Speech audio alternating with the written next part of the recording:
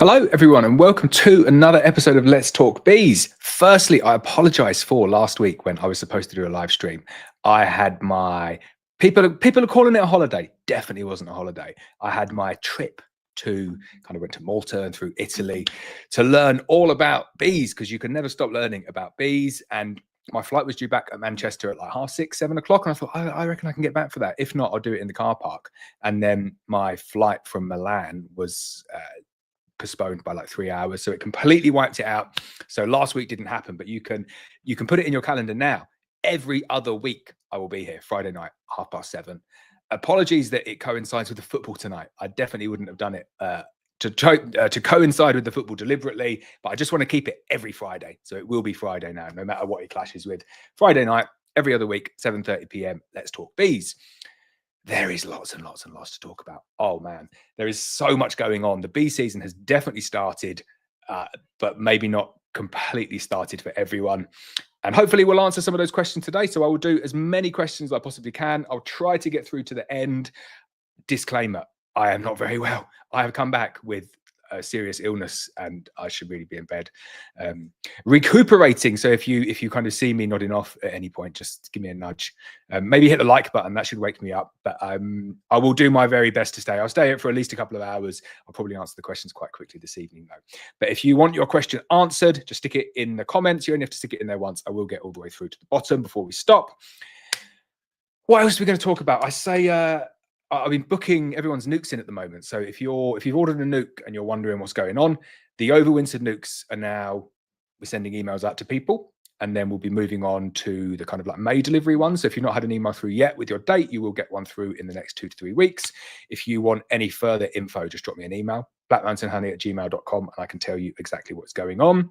If you got an email today saying we had some overwintered nukes available for sending out next week, so Wednesday, 26th of March, and then you logged in to find that they had gone, they had sold out, they sold out in 45 minutes, and there was 30 of them. So I can't get over that. Thank you so much. Incredible support. It makes my life so much easier being able to balance stuff like that.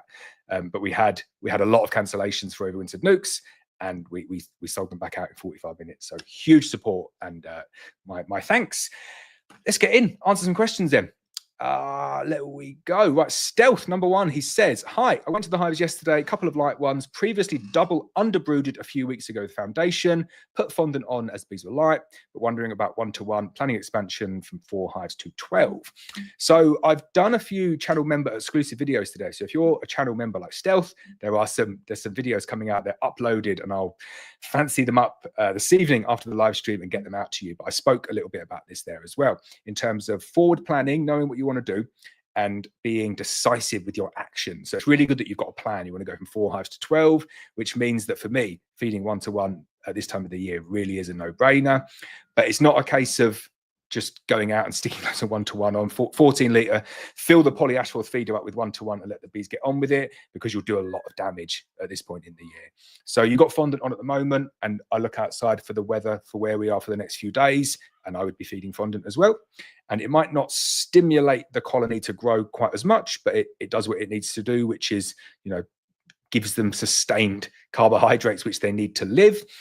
But then what I would be doing is, any day, say you get a weekend, say next weekend, it's going to be like 20 degrees for 2 days, which is kind of what we're getting at the moment. I think last week it was 24 degrees. We had a day of 24 degrees here, and then the next day was 4 degrees, like literally overnight, and it started snowing. And I thought, wow, the two different scenarios for your bees there.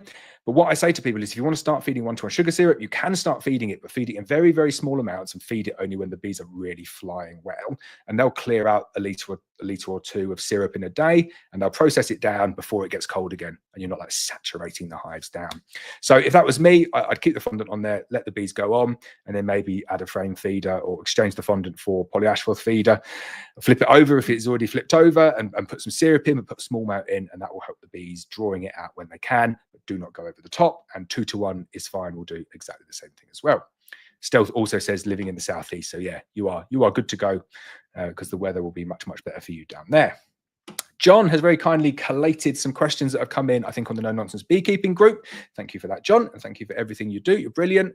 Marcus says, so lovely, a lover wintered. I'm assuming that says an overwintered nuke, plenty of bees on 5 to 6 frames. However, the queen has turned drone laying. Is there any chance of saving the nuke by introducing a frame or two of brooding stages to see if they can make some queen cells, or is it too early? So 100% it's too early. Just completely disregard that as an idea. I said I'm going to be quick on the questions today, but it's a really bad idea. What would happen there is you'll give them a couple of frames. They'll make queen cells. The virgins might emerge and they will not get mated because there's not going to be any drones, sexually mature drones in the air by the time they emerge. But I'd still probably do the same thing, which is add a couple of frames, preferably capped brood. That will keep the colony going.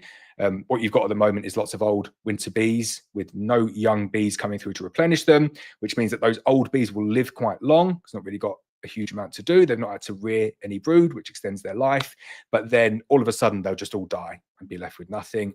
But by adding in frames of brood, you're going to prolong that. You're giving them brooding stages, or like I say, best capped brood if you can do it, emerging brood. So that's the least amount of work that those bees need to do for the young bees to come out. And then that will just prolong the life of that nuke. And then, but what I would suggest doing is every 8 days after you add the new frame in, going down and taking down the emergency cells. You don't want virgins coming out because it complicates things. There's no way they can go out and mate.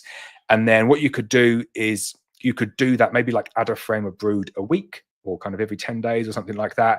And then after 10 days, go in and take the cells down and then add another frame in. And you'll get the colony back up to a point where if you added a frame of brooding stages in middle of May, then you could do that. If you wanted to do an emergency impulse queen, then at that point, after like 3 or 4 frames of brood have gone in and emerged, then you could add your frame of brood in, let them build emergency cells, and then let those cells emerge, and then fingers crossed you get a mating and you'll have mature drones at that point. Hopefully that answers the question, and good luck with it. Danny Bees, Mark says, good evening. Good evening to you too, Mark. John also says, Mark Blaze question, Black Mountain honey sells queens with VSH traits, which is varroa sensitive hygiene. In the last live chat, Laurence did not exactly extol the virtue explanation. Love it. So we did have a very in detail chat about this one, Mark. And what Mark was not entirely happy with what I said last time. Let's try and be non-controversial here in any way. I've got my PC hat on here, definitely. Right, so what Mark was not happy about was what I said last week, was that a lot of treatment-free beekeepers will let their colonies die, and then the colonies that don't die, they'll requeen, they'll kind of like use those genetics to make splits, and then that's the way that they propagate the VSH tendency. What Mark said a lot of beekeepers do is instead of letting the colonies die, is that they'll do some sort of assessment on the colony. And there's loads of different ways that you can do it. There's the Harbo assay, there's the frozen brood evaluation. There's tons of different ways that you can evaluate the varroa sensitive hygiene characteristics of the bees without letting them die. And I fully agree with what Mark is saying there. A lot of people do that, and a lot more experienced beekeepers will do that assessment, and they'll requeen or like proactively requeen colonies that they know aren't going to do quite well, or they're checking for mite drops and they're saying, like, there's a lot of varroa on this. They're not coping with it very well. So let's requeen everything and no colonies have to die. And I completely 100% agree with that, Mark. Some beekeepers do not do that. I went on an Irish beekeeping page the other day, and they were talking about how they happily cull colonies kind of early on in the year if they're angry, which fair enough, or if they're banded, so if they've got the wrong color, and if they've got really high varroa, so they just go in and just kill the colonies. I didn't even bother reading that far down to see how they did it, because I just, having had to kill colonies myself for disease reasons, it is the worst possible thing in the entire world to do, and it is horrible. And I'll be controversial again, Mark. I don't like to see any colony of bees ever die, and I can't like have that on my conscience. So whilst on the one hand I have respect for people who are going down this treatment-free route, and not necessarily your route, I respect for your route as well. And your route, I think, is like a notch up, and it's much more advanced. But at that beginner level, where people are saying, if my bees die from varroa, they're not the bees for me, and I don't want them. Personally, I think everyone should be entitled to kind of keep bees in their own way. So there's no judgment here. I can't do that. It's like, and this will rile some people. It really will. But it's like saying my dog's got fleas, and I'm not going to treat the fleas because I want a dog that can just tolerate fleas. So I'll just let it die. And then I'll get another dog, and then maybe he'll tolerate the fleas better. And I know people say that's a real kind of brash generalization, but it's not. It's a case of you're letting like a living thing die because of some traits that you're not entirely happy with. And this isn't, I'm not like talking to you, Mark. I know you don't do that. And I know that was the issue that you had last week, which was saying that all people who are treatment free go through that kind of selection process of just doing nothing, letting the bees die. And if they get any survivors, they breed from them. And you didn't like that. You didn't like me saying all treatment-free beekeepers were like that, which is fine. And I agree and accept that not all treatment-free beekeepers are like that. And at that medium to kind of like intermediate and advanced level, they're definitely not going to do that, because you can fast track things, like you say, in a different way by finding the ones with the best VSH tendencies and then proactively requeening the ones where you think it's maybe not quite as good.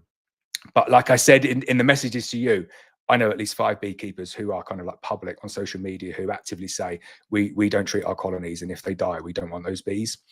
So it definitely does happen, and I personally don't agree with it and couldn't do it to my own bees. So there we go. Not gone off on one in there at all, and hopefully not caused a huge amount of offence to anyone there. But I've kind of got to the point where I think I'll just say how I feel. Julian Martin says, nice bobble hat. It's actually a really old bobble hat, this one. This is my Dirt Rooster one. And do you want to see why I'm wearing a bobble hat? It's just gone a bit ridiculous, isn't it, the hair? So we wear a hat now to kind of just keep it out of the way. But it's my midlife crisis haircut, and it's here to stay. Oh, I'm just looking through all the comments here. Right, I spent way too much time on that question, so we're going to be a bit quicker.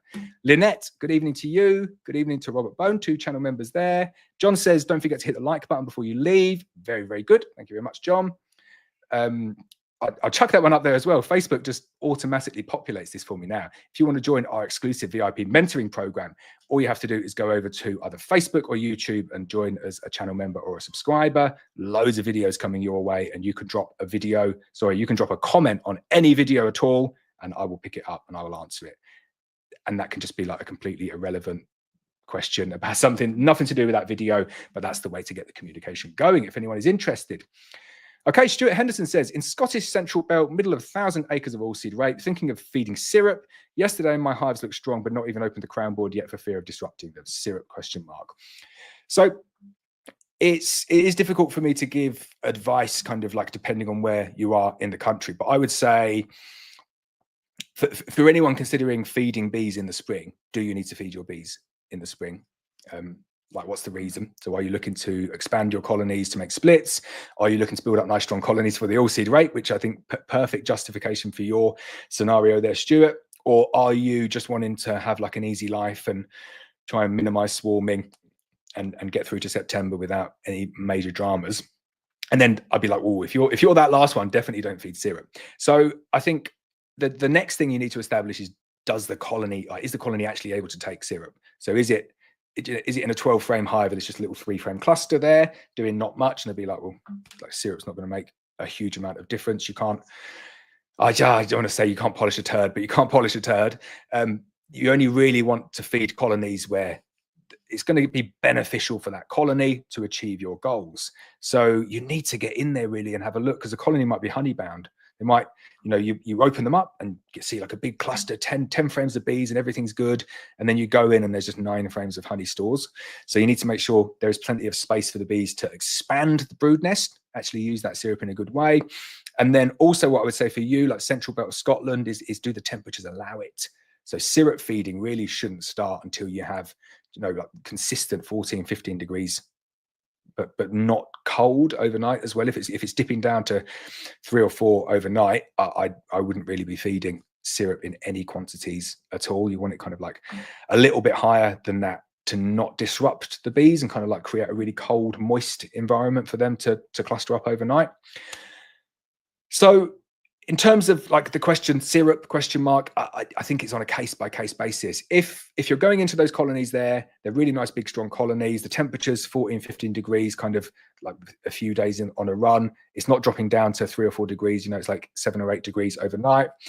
You go into the colonies, you open them up, the big, strong colonies, they've got space to expand. Then yes, I'd be feeding 1-to-1 sugar syrup at this point. Just to boost them, but only if they need boosting. So it depends kind of what your strategy is. If you're looking to like maybe build them up and go double brewed to really like take advantage of like all seed rape, then great, I'd go for it. But personally for me, like the all seed rape tends to hit at a very strange time. It's definitely like a new variety, not as easy to build up for. And it seems to like, it comes a bit too quick. So for me, I use the all seed rape for building up colonies, for feeding my colonies. I don't get a massive crop of honey on it, but every single colony that comes out of the oilseed rape comes out 10 out of 10, full of pollen, full of lots of nice young nurse bees, and great for making splits. So it's what you think. For me, if I was doing oilseed rape on like a honey production basis, I wouldn't be building them up onto double brood, because I think it's not very efficient for, you know, honey production. I'd be forcing them on a single brood and just crossing my fingers that they don't swarm. So I probably wouldn't even feed syrup unless the bees needed like a little bit, and I wouldn't say like a kickstart, not even a kickstart, if they just needed some food to keep going, to kind of keep that brood rearing. So case by case. I know that's a very fluffy answer. Hopefully there was some use in there. Denby Honey says hello. Hello, Paul. Wonder where you're off to this week. New place each week, Paul. Castle Hive says hello. Hi, Brian. How are you? Margaret says hello, Laurence, from rainy northern Spain. Hope all is well. It's a change, isn't it? Because we've had nice weather here this week, and then the rain comes back next week. James says good evening. Hello, James. The Arctic Beekeeper says hello from Norway. Do you make queens nowadays? Saw your reel on Instagram. So we've always done queens, UK mated queens. I just, you know, you get to the point in the season and I can't keep up with everything in terms of the filming. The ones that you're seeing at the moment, for anyone who's confused and thinking what's going on, like there's drones, there's queens, all sorts kicking off on the channel.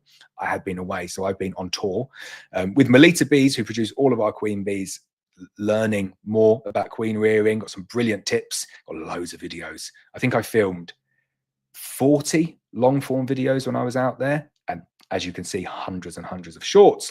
So we'll keep those coming out to you regularly, and you will be very excited with the videos we have coming up. Some brilliant videos. Richard Mallion, channel member, says hello. Hello to you too, Richard.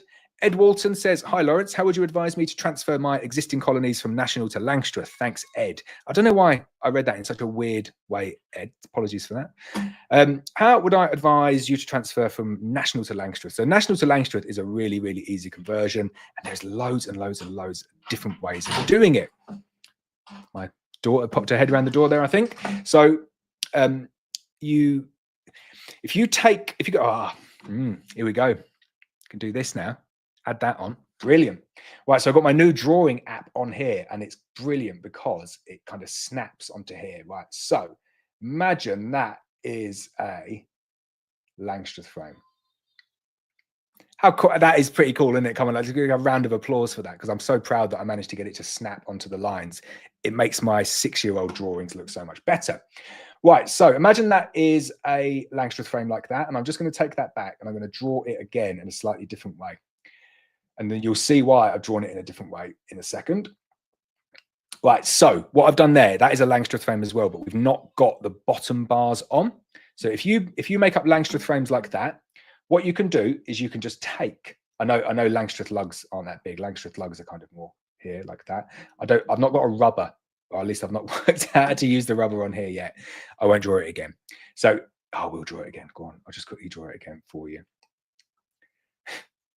Sorry to anyone who, right, I take back the round of applause. Sorry to anyone who's listening to this as a podcast. I am currently just trying to draw a Langstrath frame. Right, so there we go, Langstrath frame with the correct lugs. What you can do with a National frame, if you don't have this bottom bit here, take that away, is you can just put the frame in.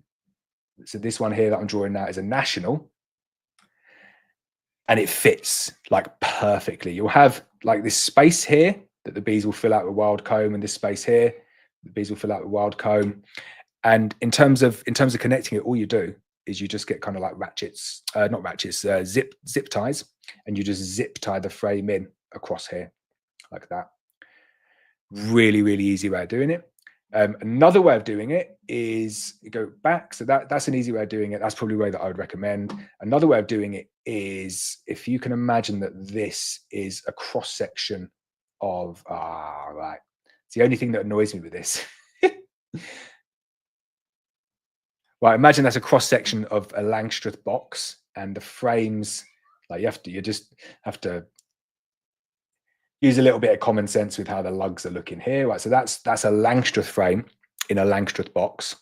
If you take that Langstroth box and you put a couple of screws in like that, then what you can do is you can take a national frame with its big chunky lugs. Annoying, isn't it? Again, so like it gets so far, it's like Pac-Man or something. You get so far and then you mess it all up and you get really annoying. And you can see that I can't talk properly when I do it either. So maybe this experiment has failed already. But you can see here, so you've got 2 screws and then you can balance a national frame in a box like that. Both of those systems work very, very well. So let me remove that and I will just clear the screen for the next time. I love doing the drawings there. So that is how I would do it. Simple as that. Just either zip tie them in or balance them in like that. And then you can just exchange them out as you need. Graham Astor says, good evening. Hello to you too, Graham. David says he's watching this while giving blood. Respect. Good work. What blood type are you? Feel free to not answer that if you're worried about anyone cloning you. Mohan says, this is my first time starting beekeeping. Any advice, sir? So what I would say, whenever I get that question, is go onto the channel and have a look at how to start beekeeping in 2025. It goes on for about half an hour, but gives you like my top 30 points on how to start beekeeping. And it just gives you way more information that I could give you on the live stream. So I would give you that one. If you want my one bit of advice, though, is don't take it too seriously and have fun. And that is 2 bits of advice. Cub Rider says, don't get too excited just yet, people. There's a whole lot of 2025 to come. Oh, I get excited about the future. I do. I also get slightly overwhelmed. Dominican Beekeeper says, greetings from the Caribbean. Greetings to you too. Graham Astor says, is Black Mountain Honey going to be at the Welsh Beekeepers Association spring event in Bilderwells tomorrow? I can't talk. No, I'm afraid I'm not going to be there. Surprisingly, unsurprisingly, I don't get invited to any events, none at all. And you'd never guess why, but there is a very straightforward reason why. And I think it might have something to do with the bees that we sell. But hey ho. Harry Reynolds says, good evening. Good evening to you too, Harry. Richard Mallion, channel member, says, is there a way to split but still have a good honey crop, trying to balance expanding and paying off the initial costs? So if you're talking about kind of going from 1 hive to 2 to 4 to 8 and to get a honey crop, you can't. It's like probably the best piece of advice that you see handed down the generations, which is you can't make bees and make honey. You just can't do both at once. And trying to do both generally ends up with both of those things performing worse than if you just chose one. So say, for example, you've got 1 hive you're starting off with, and you want to do you want to make splits and honey. You probably end up at the end of the year with 3 colonies of bees and let's say 50 pounds of honey, something like that, making up the figures. So don't take those seriously. Whereas if you went like just for honey, you might get 100 pounds of honey. And if you went just for splits, you might get up to 6 colonies. So you kind of get more value out of doing, like choosing one or the other. Expanding is way easier as well, like making splits and just adding in good quality queens, Black Mountain Honey if you need them, and then feeding the bees. They never swarm because they're just little small splits, and you can kind of like learn the beekeeping as you're expanding upwards like that. When you get to the point you're like, right, I've got 20 hives and I just want honey now, that's when it gets really fun, and that's when it gets really difficult as well. But good luck trying to do it, trying to balance expanding and paying off the initial costs. Very, very good point. But the way that I would see that is that if you've got 1 colony, say you buy a nuke from us, £350, and you put it into a colony this year, put it into a beehive, and you're thinking about like trying to balance expanding and paying off the initial costs. I said this on the channel members video, and you'll see it later on. Having that strategy of actually doing something is much better than just kind of like sleepwalking into the season. So what I would suggest doing is you take your 6 frames out of the nuke, you put it into your beehive, you let them expand to maybe like 10 frames.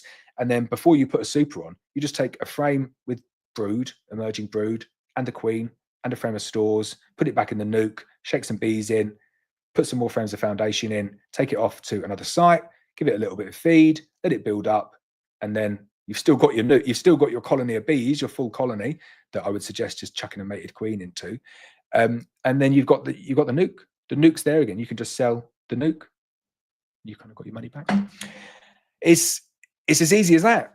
So that is what I kind of recommend doing, and that's probably going to be the best way of trying to expand and keep some honey at the same time, because taking out a frame of brood, a frame of stores, and a shake of bees is not really going to set the colony back that much. Set it back a little bit, but you still get a decent honey crop out of it, and then you've turned one colony into two. So I hope that's helpful. Lee Leatherbarrow says, good evening, Laurence. Hoping for some help. I have 4 nukes, and I know the saying, you can have bees or honey, but not both. But I want my cake and eat it. So if I was in his position, queens, is there more, and hives not an issue, how would you tackle it?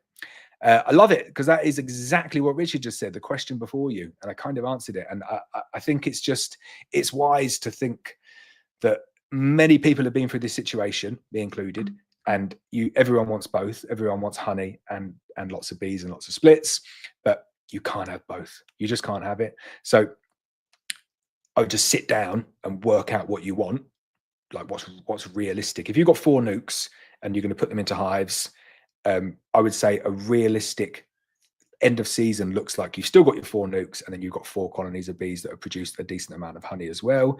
And if they're well managed and you get good forage and good weather, you could get £100 per hive and the splits. That's £400 of honey, and you've doubled your colonies. That's realistic, as opposed to thinking that you might be able to split your 4 nukes into, I don't know, 16 colonies and then still get some honey off them, which I don't think would be realistic. So if you have an idea of kind of what you want, stick it in the comments, and I'll see whether I think it's realistic. But I would say that first option there would be quite good for you. YT Bluebee, brilliant name, channel member, says, I have 2 hives on all 11 frames with 7 frames of brood. Is it too early to add supers? So channel exclusive member video coming your way straight after this, because this is exactly what I answered today. Depends where you are. Depends where you are in the UK. For some people now, it's the right time to start adding supers. For some people, it's way too early. So I will draw again, because it kind of only came to me the other night when I was thinking about like double brooding and stuff. A lot of people have underbrooded, which is really good. Like I said when I did that video, if you underbrooded and then you had 2 days of 24 degrees followed by a week of 4 degrees with snow, you couldn't have your bees set up any better in an underbrood configuration.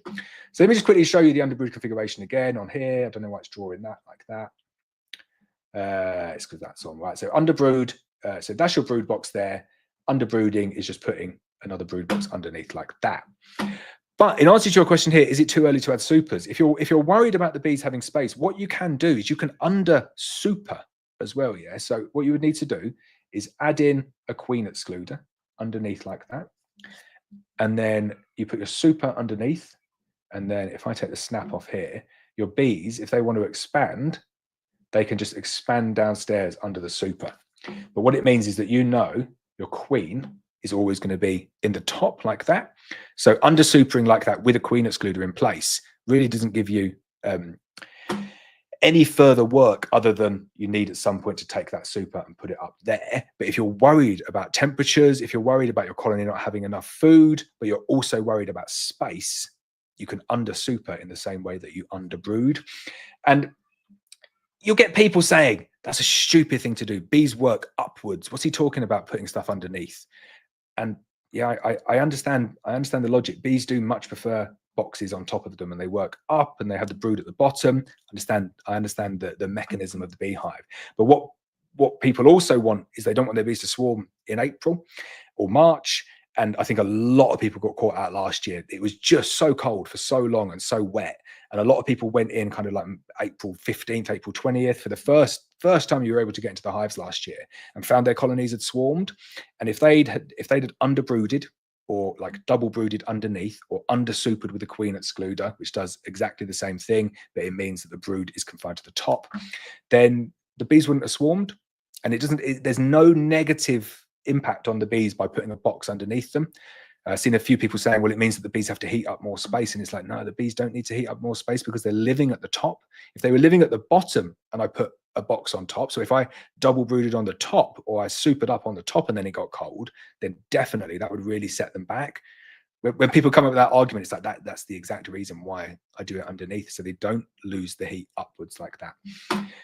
But I see a lot of people doing it now, and I see a lot of people having good success on it. And if you say you underbrewed in the middle of double brewed in the middle of Feb, and you get to like the 1st of April and the bees haven't gone down into the box, it really doesn't make a difference. It's okay, just take the box off and carry on a single brood, or you could put the double brewed box back on top.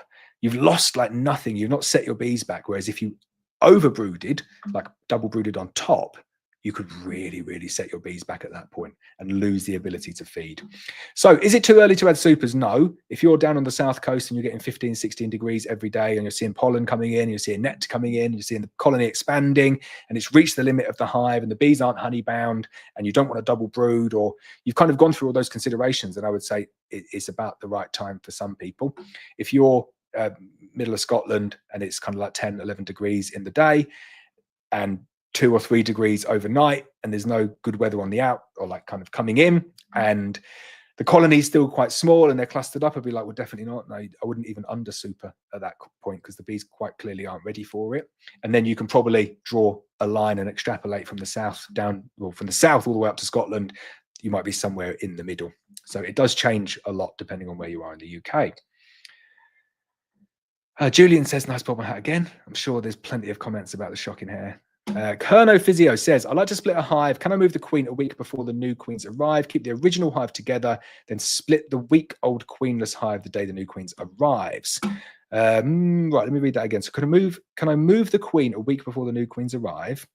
Where are you moving that queen to? Keep the original hive together, then split the week-old queenless hive the day before the new queen arrives. Okay, yeah. So if you're just saying you've got a beehive, you're going to take the queen out, let that colony become queenless by taking it out. 8 days later, it's hopelessly queenless, knock down all the queen cells, and then when the new queen arrives, you're going to make a split or 2 splits. Is that what you're doing? I'm confused as to where you're putting the original queen. It says, can I move the queen a week before the new queen arrives? Keep the original hive together, then split the week-old queenless hive the day before the new queen arrives. So you can do that, but I don't understand where the original queen is going. Is she going off somewhere on her own, or is she being killed? If she's being killed, then that's fine. Not fine, but you know, if that's your process and you're removing a queen and then you're just kind of leaving a hive queenless for 8 days and then taking down all the emergency cells, making it hopelessly queenless, and then when the new queens, I'm assuming you've got 2 queens come, you split the hive at that point. That's perfectly acceptable, no problem. Artem says, good evening, Laurence, wishing you a speedy recovery. What is your 2025 beekeeping season resolution? Any updates on the course? Oh, I like this question. So beekeeping season resolution. So I've got a really good resolution for this year. It's just to get through it. Yeah, it's difficult. It is difficult. There's a lot going on. I'm very busy at the moment. So it is a case of just getting through it. I'm on an efficiency drive. That's what I'm doing this year. So I'm not taking on any new projects apart from all the new projects that I've already taken on. So we draw a line in the sand, no more new projects. In terms of the course, good progress on the course, very good progress. So a videographer and editors all hired and demo days booked in. And we are, I reckon, pretty good for an October launch. So we are trying to think ahead. Gives me a little bit of time to work on stuff as well. But yeah, season resolution is efficiency overdrive. So anything I can do to make things more efficient, I'm going to do that. John Sylvester says, hi, Laurence, greetings to you and your family. Will you be doing email discounts on queens soon? I'm looking to purchase some more queens off you. I certainly will. And I've already started doing it. So the first batch of discounted queens are out. So you should, it probably gone to your spam. If you have a look, it will be there. So the first one is off the top of the head, Thursday, April the 24th. Batches of 5, it's for £170. And they're selling very quickly. So I'd get in there as soon as possible. You can see them on the website. If you just want to go direct on the website, blackmountainhoney.co.uk, hover over the top where it says shop and then say shop all, and it will bring up those listings because they're kind of hidden everywhere else. Secret access to the good discounts there. Frolly's Bee says, hello from South Wales. The Welsh Bee Show is tomorrow in the Royal Welsh Ground. It certainly is. Anybody who's going, I hope you have a very good time.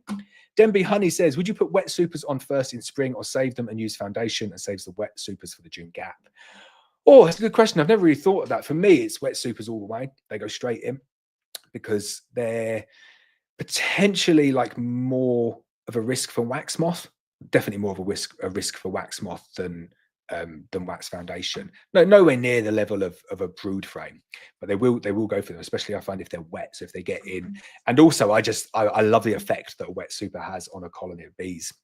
If you're trying to get them to grow, trying to get them to expand, and you kind of got like an instant nectar flow, then it's just great for honey production. But probably what I would do is I'd checkerboard them.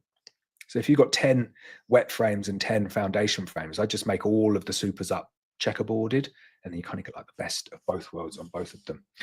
That's what I would do.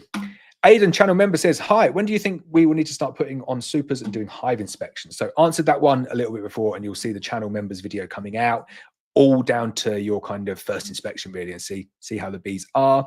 But depending on where you are in the UK, some people are starting putting them on now in the southern UK, and then the further north you go, the later that's going to be. If you want ballpark figure for us, I never put supers on now until kind of like early April at the earliest. I never put them on in March, because I just know in North Wales I can get away. I can push the colonies for quite a while without them swarming, because it's still quite cold. So early to mid April is when my average when I put my supers on. JK Photography says hello to you too.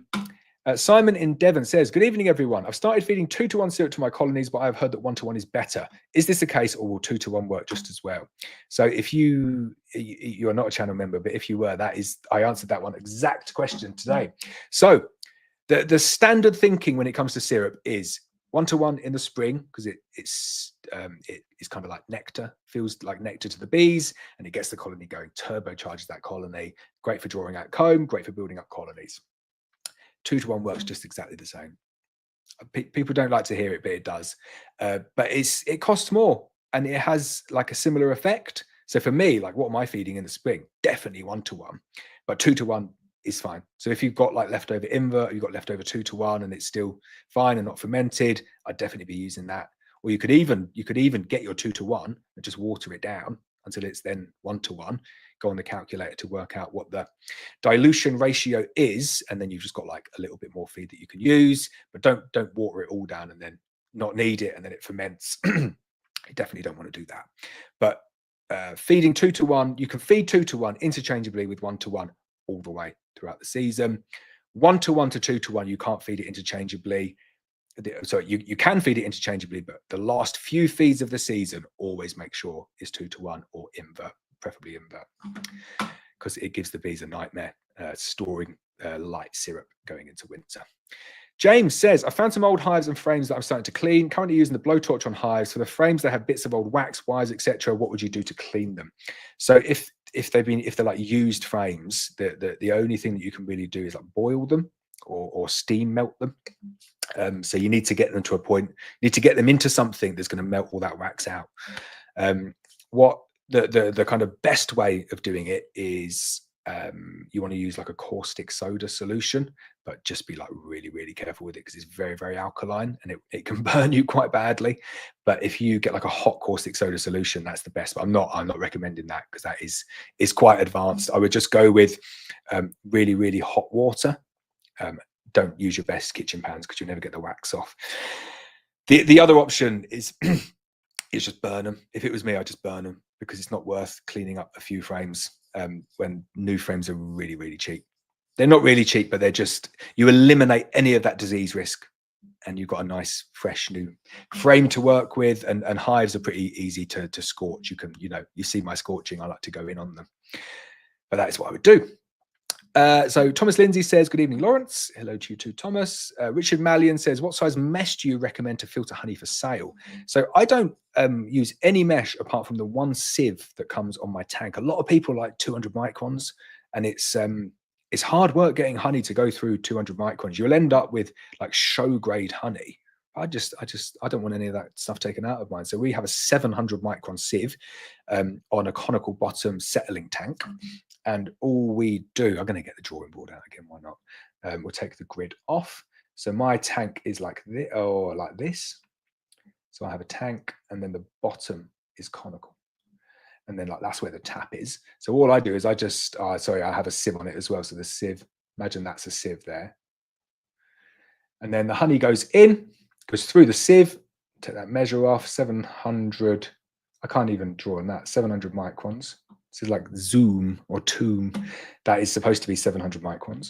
And then I put all the honey in, and then what happens is you get this kind of like layer of like, it's not scum, it's just like air and bits and bee legs and wax, and just get everything sitting up there. Leave it like once you've left it for 24 hours. And then I just kind of like connect that straight up to the bottling machine, and the honey comes out perfectly clear. And the only bit of honey that doesn't come out perfectly clear is once that scum has moved all the way down to the bottom. And then I just, as soon as I see the tiniest bit of scum coming through, I turn everything off, and that's it. The jarring's done. And any honey that's left in there just goes back into the bucket, and then just goes back into the next mix and joins the next layer of scum. It's only like, it's tiny. It's not like there's scum on the honey. It's just like a bit of air, a bit of froth. You wouldn't want it in the jars. But what the end result is, a perfectly clear jar of honey, like perfectly clear, with a 700 micron filter, which is a very, very coarse filter. So I don't bother filtering, because that's a really good system. And I would recommend that as well. The Lyson Premium settling tank has that conical bottom, and it makes my favorite thing I think I've got in my honey extraction room. It is brilliant. Dominican Beekeeper says, is it true that Tropalaelaps was found in Europe? I do believe it has been found in Ukraine.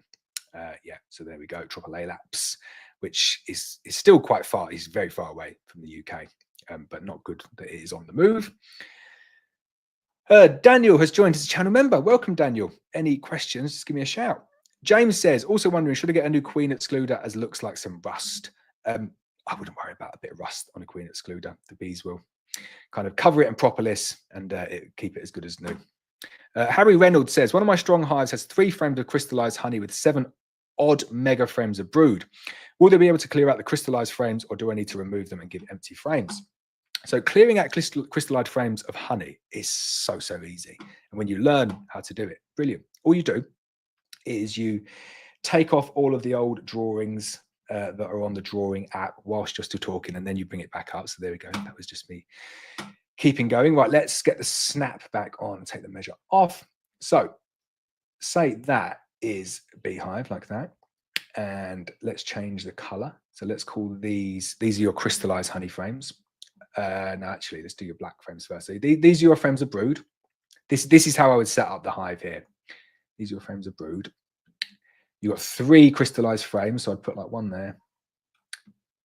You have to get like a swear jar for this. Basically, what I'm going to say is the numbers are going to be wrong, but all I would do is I just get them in the middle, somewhere like that. Always a frame of brood either side. Oh, come on. So for each individual crystallized frame of honey, you've got like 2 frames of brood either side. And I've just realized that my beehive has like 20 frames here. So I do it like that. And then just assume all of the rest of them are black. Before you put them there, you need to bruise the cappings, like properly bruise them, like smudge them. And is that enough? 1, 2, 3, 4, 5, 6, 7, 8. No, that's just ridiculous. You get the idea, though. Yeah, I'll have to do it to scale. I'll save some of these beehives so you can see it next time. But what we're saying is brood frame, brood frame, brood frame, and then in between the brood frames, you're putting these kind of like mega crystallized frames of honey. Smudge them down, bruise all of the cappings, and then ensure that there is space above, and the bees will clear it out. And they won't necessarily move it upwards, but just adding space above does help there. The bees hate you checkerboard in between the brood with cap stores. So with uncapped stores, they won't do anything if you don't bruise it and uncap it. But do that, and within a week it'll all be gone, like guaranteed. Good luck. Thomas, channel member, says, hi Laurence, have you ever used brood frames as super frames, and did you get much honey with them? Also, what's the best way to clean polyhives? Going to clean my equipment before the season starts. So yeah, I use brood frames as honey frames loads of times. Works very, very well. The downsides are, so do you know what? In terms of honey, there's not really any downsides. In terms of like physical lifting, is much heavier boxes. Like a big heavy box is very, very heavy. I did it with 14 by 12s for one season as well, and they were really, really heavy. Definitely don't do that. And then make sure that your extractor can take them out. All good. The only other slight downside that you'll get is that you'll get like some half finished frames. So if you're going to do it and you've just got like one national deep box per hive, then it's fine. But if you're doing it with like say 3 or 4 national deep boxes as supers, you'll find that you'll get like some unfinished frames in each one. Whereas with the shallows, they seem to like work the shallow, finish it, and then go up to do the next one. So that's kind of roughly what I would do with that. And then for cleaning polyhives, we dip them for 24 hours in like a washing soda solution. So just like the cleaning soda that you'll get, go really, really strong. You can't go too strong at that point. And you'll find after 24 hours, like all that wax and propolis just becomes so easy, and you're just like scrubbing it off with a hive tool and like a little like a plastic kind of like scrubbing brush. You get them really nice and clean. Do that for all of your polyhives, and you can like leave them outside or leave them. They're not sterile at that point, so leave them not outside at that point. And then you want to get a big tank. Use the same tank for the washing, empty it all out, clean it, and then I use a 4:1 ratio of water to sodium hypochlorite. It is a lot stronger than the MBU recommend, but it gives you a great bleaching effect. Extreme caution. Do not get it in your eyes. Do not get it on your hands. Do not get it anywhere. It will bleach anything and it will blind you. So like take that with great warning, because it is not good stuff. But 4:1 ratio, and then you dip it in for 20 minutes, and 20 minutes at that ratio is more than enough to kill anything. They'll be as good as new. Oh, there are lots of questions. It's great. I love that so many people come on to hear me waffle on about bees. I do enjoy it. How far are we in? Right, we're 45 minutes in. I'm going to have a sip of tea, I think. Who's next? Chunky, you are next. Have a sip of this. Chunky says, hi, Laurence. Thanks for another great stream. My pleasure. He says, how would you recommend doing a demo rate on a double brood where both boxes are rammed with brood and stores? So I wouldn't demo rate them.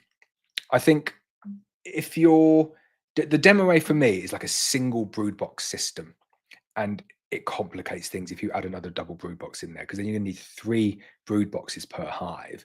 And regardless of what configuration that you have them in, you are going to end up losing a lot of honey to one of those brood boxes. And then you have the added complication of kind of like, are they apivar tainted? Are they not apivar tainted?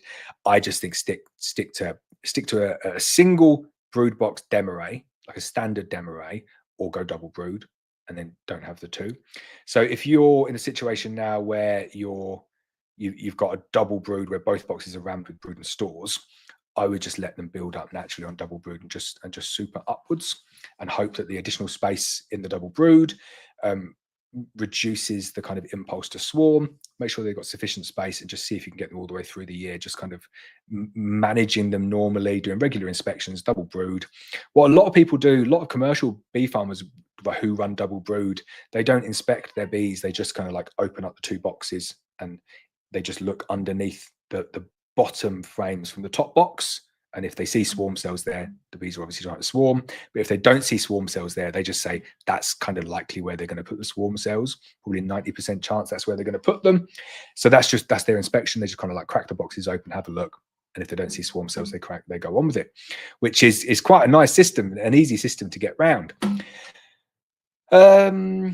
So yeah, that's what I would go with. I wouldn't complicate it, and I don't want to get my drawing pen out and try and kind of like come up with a system for double brood demo rays. You could do it, but I just don't think the value would be there, and I personally wouldn't recommend it. Adam Goodall says, good evening, hope all is well. What is your recommended queen rearing equipment? Oh, it's a difficult question, that one, because there's so many different ways of rearing queens, and there's so many different like systems for doing it. So from the very like commercialized Apidea system, like little mini mating nukes, tons of different mini mating nukes, but Apideas are very, very good.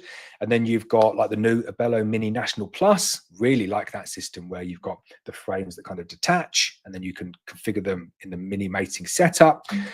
I like that system as well. And then you've got I call it the standard system, where you're just going to use like 2 or 3 frame nukes, and you just got like a standard national size, or you're doing it with Langstruth. So like, what is my recommended queen rearing equipment? You kind of got to decide which one of those systems you're going to go with first. And then in terms of just like standard equipment, you just need a normal queen rearing frame. You can get that from anywhere. In terms of cups, you got 2 main choices. You've got Nico or JZBZ. I much prefer the JZBZ cups. Like loads better, I think. Having spent time with Melita bees, they like they like the Nico cups, and everyone's got their own choice and reasons why they like different things. Like for me, the reason I like JZBZ is that you've not got to glue anything onto the bars. It's just like push fit. And I just like, that is loads better than gluing stuff and then the glue failing. In terms of grafting tools, again, like I like Chinese grafting tool. Elita Bees, they use like the stainless steel, like the German grafting tool. So it's difficult. It's a difficult one to recommend. I can show you kind of like what I do and tell you what I use, but you might have like a slightly different system.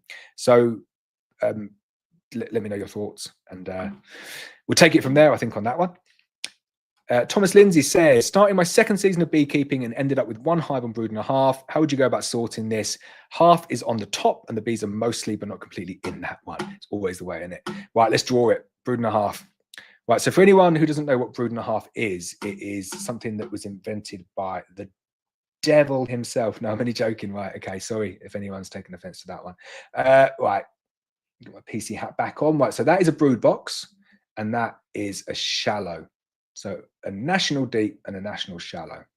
So that is what brood and a half looks like. And then you've got your queen excluder kind of running here. And so that's the brood area, and it kind of always remains the brood area. So what Tom is saying there is his queen is up there, and this is where the majority of the brood is at. So really simple to get back to a standard, either a standard brood. So if you want to just remain on brood and a half, you do nothing. You just leave it like that and add supers on top, wonky supers like that, and just keep on going. And you're just going to lose all of this area here is your brood area for the season. If you want to get back to a standard national brood, this is what you do. So your bees are up here at the moment. They're probably something like that. And then over time, they're going to get bigger and bigger. People say bees don't expand downwards. They do. They expand wherever there's space. They'll go like that. So when they're kind of like filling that up, maybe 80% full, all you do, take your queen, find your queen, put her down there, remove that queen excluder, just place the queen excluder like that with the queen underneath. And then all of the brood up here will emerge and the bees will turn it into a honey super again. And that's it. That's what I'd recommend. It's dead simple, that. I don't like brood and a half. Never been a fan, because it just gives you a lot of headaches. And you know, this super here, if you've treated that with Apivar, then you can't. That is never a honey super anymore, because the wax is tainted. You can't extract out of it. So I like to keep everything separate. Makes for a much neater apiary. There we go. I nearly terminated myself there. Right, Pinkett's honey. Steen. I'll never forget a name like that. Steen says, where there was recently a reported incident of hive theft in Ireland. Has this ever happened to you, and what do you do to try and mitigate theft? Thanks, Steen. So no, but someone did text me today saying that there is quite a lot of theft going around at the moment, which is not good to hear. But it's the time of the year when colonies are going to get nicked, because people can nick them and sell them pretty quick. We've got some cool things that we do with our nukes, that are some things that I won't tell you because I don't want to give it away. But some of the other stuff is we mark stuff with kind of like it's like UV pen. So you can't see it. You can't see that stuff's marked. Our beehives are marked. Our frames are marked. You'll never know where. But it means that generally what happens with hive theft is they'll nick a beehive, burn the beehive, and then just put the frames into like a nuke and then sell the nuke, just because it means that they can't be traced. So we thought, well, we'll mark the beehives just in case, secretly, UV marking. But then there's secret UV markings on the frames, really awkward places on the frames. So if it ever got to that point where we needed to prove that someone had nicked stuff, then we could do it. But then it's more for me like prevention. Prevention is the way forward. So we keep our apiaries well out of the way. Like you'll see a video coming on probably tomorrow. I think I'll release it tomorrow, where I abandoned an apiary and the hive because it was too close to a road and there was too many people like snooping around and stuff. And I just thought, if I put 10 hives there, they wouldn't last there. They'd either be kicked over or someone would nick them. And whose fault would it be? It'd be my fault because I put them in a stupid place. So I think getting those really, really good apiaries where you have almost like a bit of security in there. One of the other apiaries that I've got, there's 3 Rottweilers there, and it's like fully fenced off, and you have to go through 3 gates. And then once you get through the first gate, there are 3 Rottweilers, and they're friendly with me. They weren't always friendly with me, but they're kind of friendly with me, but they are properly scary. And I just think no one's nicking those hives unless they want to like get tackled by a massive great Rottweiler. So you got to kind of think outside the box in terms of that. I don't think like trail cams are really a massive deterrent, because the resolution of them is so rubbish, and they'll just change their edge and hide their edge and wear gloves and wear hats, and you won't be able to see who they are. So there's not a huge amount that you can do other than just hide them. You see other people talking about like booby trapping hives and stuff, and it is a good idea. You see people saying like one of the hives will be, you get like a big rock or big like concrete slab with an anchor in it, and then the floor is attached to the anchor. So then when they try and they try and lift up the hive, let's draw it, why not? Right, so this is what some people say, and it is a good idea. You need very, very angry bees for it. So you embed, let's put it on I like the snap because it makes it like really neat. Right, so you have like a concrete anchor in the ground, like that concrete pad, and then like a loop coming up somehow, and then your floor kind of goes through it, so it's connected. And then you have your brood box, and I'm going to I'll put a gap in there just to show what we're going to do next. And then you have your brood box there, put it there. So there's not really a gap there, but this is just to show the next bit, and then maybe like your roof or whatever. And then I'll take the snap away, and then you'll have like a ratchet strap kind of going through, but through here. So then an unsuspecting thief comes along, tries to lift up the hive, and basically just lifts the brood box off. And then if it's full of angry bees, they get battered by them, which is, it's nice in theory, isn't it? But realistically, they're probably going to come along and say, yeah, that one, don't take that one, because it's not connected properly. Like, they're not stupid. And then other people say just that's the reason that I keep really horrible, aggressive, angry bees, so they don't get nicked. And I just think, well, that's not really that's like saying, I'm never going to get robbed for money. I just don't have any money. Just don't keep any. Just be skint forever. But there we go. Hopefully that was helpful. Hopefully you don't have too many thefts near you. Frolly's Bee says, I've been feeding syrup for about 2 weeks now. I put out double brews, looking at making roughly 14 splits start of May. So I thought that was going to be a question there. Sorry, it's not a question. It sounds good. I think that would be good. Hopefully the double brooding is working. Roughly 14 splits start of May. Nice. I like aggressive expansion. It's good.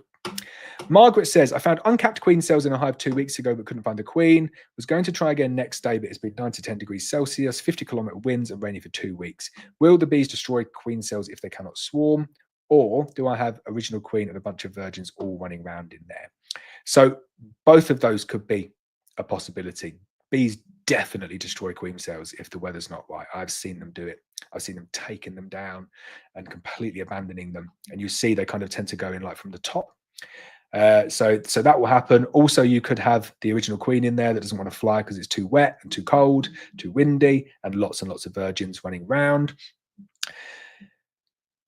As the weeks go on, that's less and less likely. You'll find there'll be a battle royale and a virgin will win out of all the virgins and the mated queen.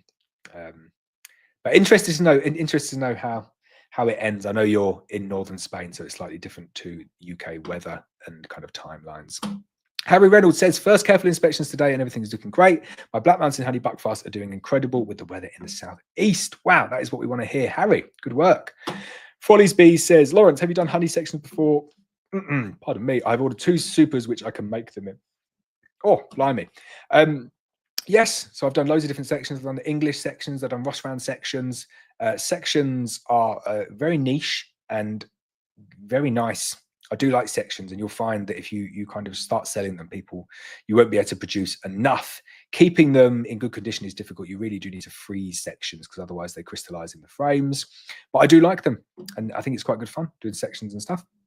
Nigel Lavender says, good evening, Laurence. Prepping and looking forward to my nuke arriving on the first week of April. I thought I recognized the name. Thank you, Nigel. Any questions, just give me a shout. Always happy to help. Tony Morris says, hi, Laurence. Collecting my bees from you on Monday. They are doing well and settled in nicely. Thank you. One question. How do you know if you have too many hives in one apiary? Not a problem for me yet, but just wondering. That was the next bit of it there. So Tony is right. Tony was the first person to come and collect 2 nukes from me on Monday. and he sent me some pictures, and they're settling well. So the only way that you're going to know if you've got too many colonies in a single apiary is when you start getting like diminishing returns. So if you're getting an average of £50 per colony per season, and then it's gone down to 30 or 20 or 10 because you're increasing the number, then it's quite a simple formula. You've got too many colonies there. You can get 12 colonies pretty much anywhere. So I wouldn't worry about that too much until you start getting into like the 20 or 30 colonies in an apiary.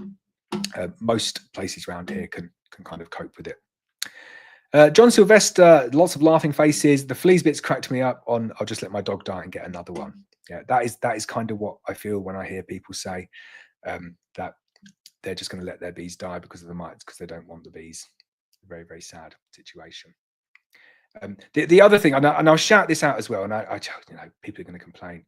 I do find it interesting that the people who don't treat for varroa, their bees never die of varroa, never.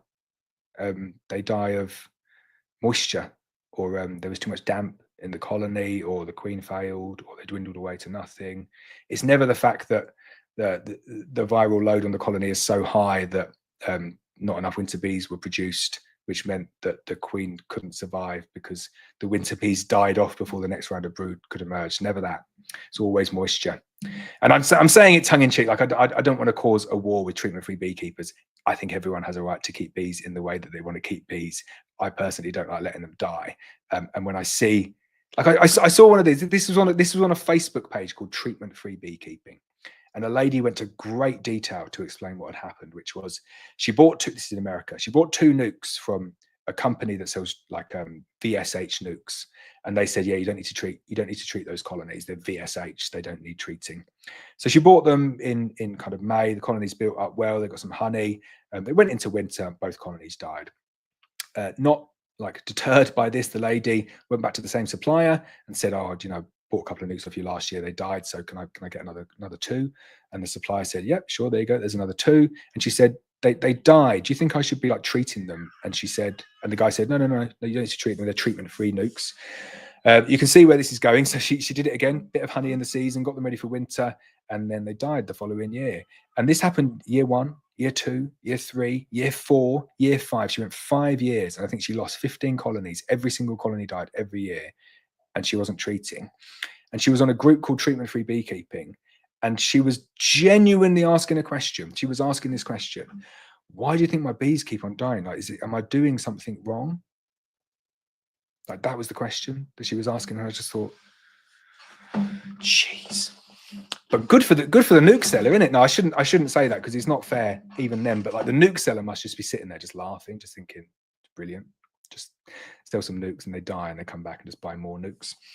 But it's so obvious. Like, and I see it on Facebook a lot. Like, oh, this colony's died. The queens failed. They dwindled down to nothing. Recently died. What could it be? Or I think it's because of this. And like 9 times out of 10, I look at it and just say, you've not treated for varroa. And then it turns out they've not treated for years, and the colonies died. But I would like it if occasionally they said my colonies died because I didn't treat my bees. That's the reason, isn't it? So sorry, Mark. I know you took offense to what I said last week. I'm probably making it even worse this week. But this is how I feel about the subject, which I know isn't what you do now. You don't let your colonies die. You proactively try to give them new genetics to stop them kind of succumbing to that viral load, which is a good thing. Frolly's Bee says, is there anything you found helped with getting your YouTube Shorts viewings up? I can't seem to get much over 500. I don't know. I think Shorts is a very contentious one. I think a lot of people don't like the Shorts that we do. The Shorts by far outweigh any of the long form videos and really do grow the channel. And the Shorts are definitely here to stay. I've got a new Shorts thing coming for people, which hopefully you will like. It's good. But getting the Shorts viewings up, no, it is difficult. YouTube's very, very fickle and strange. And I don't quite understand why YouTube views don't go as high as the other one. So for example, Facebook for us at the moment is growing at a crazy rate. So yesterday on Facebook, it got 2 million views in like a day. Bonkers. And had an extra 2,500 followers in one day. And then on YouTube just kind of like plods along. and it's the same videos, but never get like loads of views on the shorts. And I think with bees, it's they're never gonna go viral because it's such a niche. It's something that not everyone's really gonna want to watch. So I would just say, just kind of the ones that do well, try and make them a little bit better.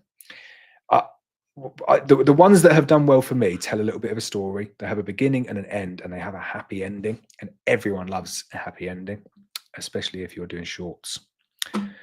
Little Nest Craft says, good evening, all. Good evening to you too. John Sylvester says, smash the likes and subscribe for Laurence. Thank you, John. Much appreciated. Julian Martin says, a while ago, you did a video where you painted some hives with UV paint, and we're going to follow up a video to see if it made any difference. Not sure if it was to prevent drift. Was there an update? That is really interesting. I was up at that apiary today looking at the nukes with the UV paint on. So I'd like to think that I could do like a study or some sort of, I don't know, follow it up in some way. But really, how am I going to know if it makes a difference? All I know is that bees can see certain colors. One of those things that they can see very, very well is UV. Like their UV vision is exceptional. So my kind of thinking is, well, if it's exceptional, painting with UV paint can only help. And then doing it in the kind of like patterns that I did is very, very good. And then, you know, going out and speaking or seeing what Melita bees do, they do exactly the same with their mini mating. Looks like everyone's painted with like a different grid and different colors and different shapes. They don't use UV paint, but I think that's pretty standard with queen rearing. Anything you can do to help differentiate the mini mating nuke or the hive that they're in compared to the one next door, it can only be a good thing. And the UV paint, when you're using it in such small quantities, not expensive anyway. So no formal follow-up, but I would say highly recommended. Hollow Oak Stores, good evening. Hope you're well. Ben the Beekeeper says, hi, Laurence. I'm a beekeeper in Southwest Devon with one WBC and want to expand this year. Is it worth taking multiple splits? So yeah, it definitely is. And I just think sit down and work out what you want to do. If you've got one colony and you want to expand, work out how many you want to expand to, and then try and come up with like a system. I think the easiest way to expand from one colony into many colonies is like this. So, let's put the snap on. Snap makes it good. So if you've got one brood box like that, my general recommendation is like underbrood early on in the season or overbrood later on in the season. I think any time from kind of middle of April onwards, you might as well stick it on top. And that snap is really annoying me. So if you're looking to turn one colony into two, I'd always double brood. I'd try and get it to a point where you've got all of these frames here are brood. So in a national system, you're probably going to get, if you've got a 22 frame hive, and again, this is not going to be to scale, you just start drawing these hives to scale. You're probably going to have like, in a good prolific buckfast, maybe between 14 to 18 frames of brood, like at the absolute peak. And then you can just take that and split. If you've got a 22 frame double brood configuration, you can split it out into 7 3-frame nukes, and you've got like one odd frame to chuck in somewhere else. But that's always my system, is go double brood, build it up until it's very, very big and strong, and then aggressively split it. The other ways of doing it are you can double brood, build it up into a double brood like that. Just going to leave it like that. And then just do a standard split. So you get, that's one beehive, and then you split onto this side as well. So you've got 2 beehives. And then you could continue and you could double brood again if you wanted, or if you're happy with 2, you can just do it like that. There's so many different ways of doing it. My recommendation though, like I said, if you've got one colony and you want as many splits as possible, double brood it, let them fill it, don't let them swarm. Before they swarm, make the splits, at least 1 frame of brood, 1 frame of stores, good shake of bees, and then whatever other frame is left. And take it to a new apiary. Really important when you're doing multiple splits. Always take it to a new apiary over 3 miles away. Makes your life a hell of a lot easier. Means you can feed straight away, which I recommend. So next day, go back 1-to-1 feed. So 1-to-1 sugar syrup. And 8 days later, take down all the queen cells and add in a mated queen. And you might think, you sell mated queens. Of course, you're going to give that advice. If you want to do it with a walkaway split, feel free to do it with a walkaway split as well. But you'll make 7 splits. And if you're lucky, you'll get 3, maybe 4 mated, and then you kind of think, oh, it's annoying, got 3 wasted splits there that I can't find the virgin in now. So I just think if you're going to go for aggressive expansion, you might as well buy the mated queens and be done with it. Makes life a lot easier. William Sharple's channel member says, good evening. What would you say is the best way to make splits from one of your nukes plus mated queens? So let's see if we can draw this one. This is what I said on the channel member video today, so you can have a look at it later. So let's try and draw this one roughly to scale. So let's say that's your brood box there. This is your 6-frame nuke that's going in. So frame 1, frame 2, frame 3, frame 4, frame 5, frame 6. It's not going to be a million miles away. This one. It's a 12. It's the Abello 12-frame hive. Okay, so that's your 6-frame nuke there in a hive. So let's give another color here. So these are all going to be your frames of foundation, and then you're just going to let your colony build up naturally.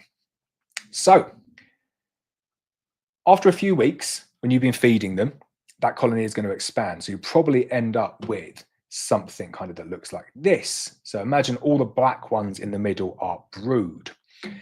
After 6 weeks, this is roughly what it will look like. So all the black ones there are brood and the outside ones are honey. That's like kind of roughly what you're going to have. If you're looking at making a split, I would get your nuke box that we've sent you. Try and get it to 6. I am going to get these as templates. Have I done the same thing? No, that's right. Okay. So in order to do what you said, best way to make splits from one of your nukes plus mated queens, this is what I would do. I would take from here, let's get the snap, over to here. I would get that and snap. So 1 honey frame, 1 brood frame, and then these are going to be frames of foundation, 4 frames of foundation like that. Then, very important, let's take the snap off. Take that to a new site. Yeah.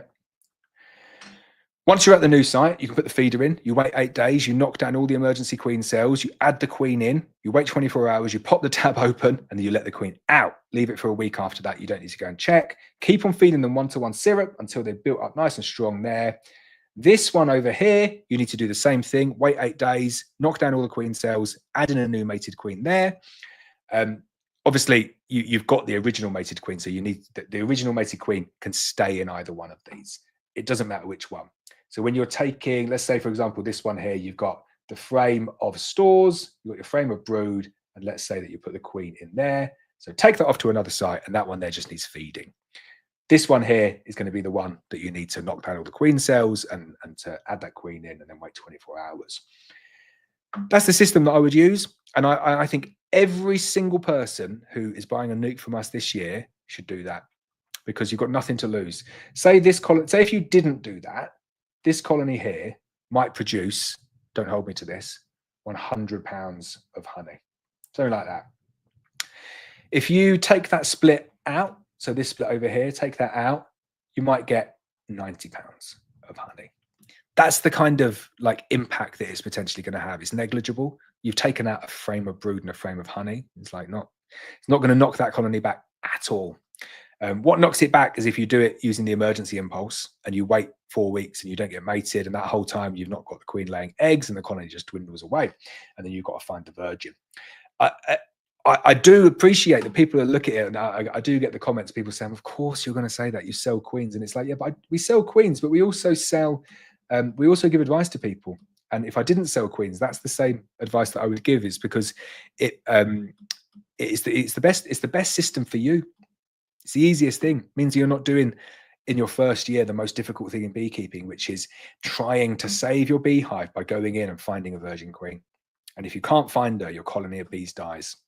That's the scenario that a lot of first-year beekeepers find themselves in, and it's not a good place to be. And I think a lot of beekeepers become like disenfranchised with it after that, just like, it's too busy, too difficult. Sorry, and I just can't be dealing with it.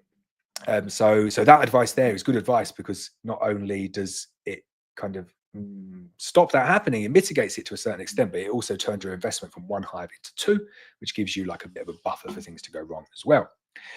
YT Bluebies, I've called you YT Booby there, I do apologize. YT Bluebee, channel member, says, I have acquired 2 more colonies over the winter. They are on 2021 frames and are very dark. Is there any way to replace the frames without losing the honey crop?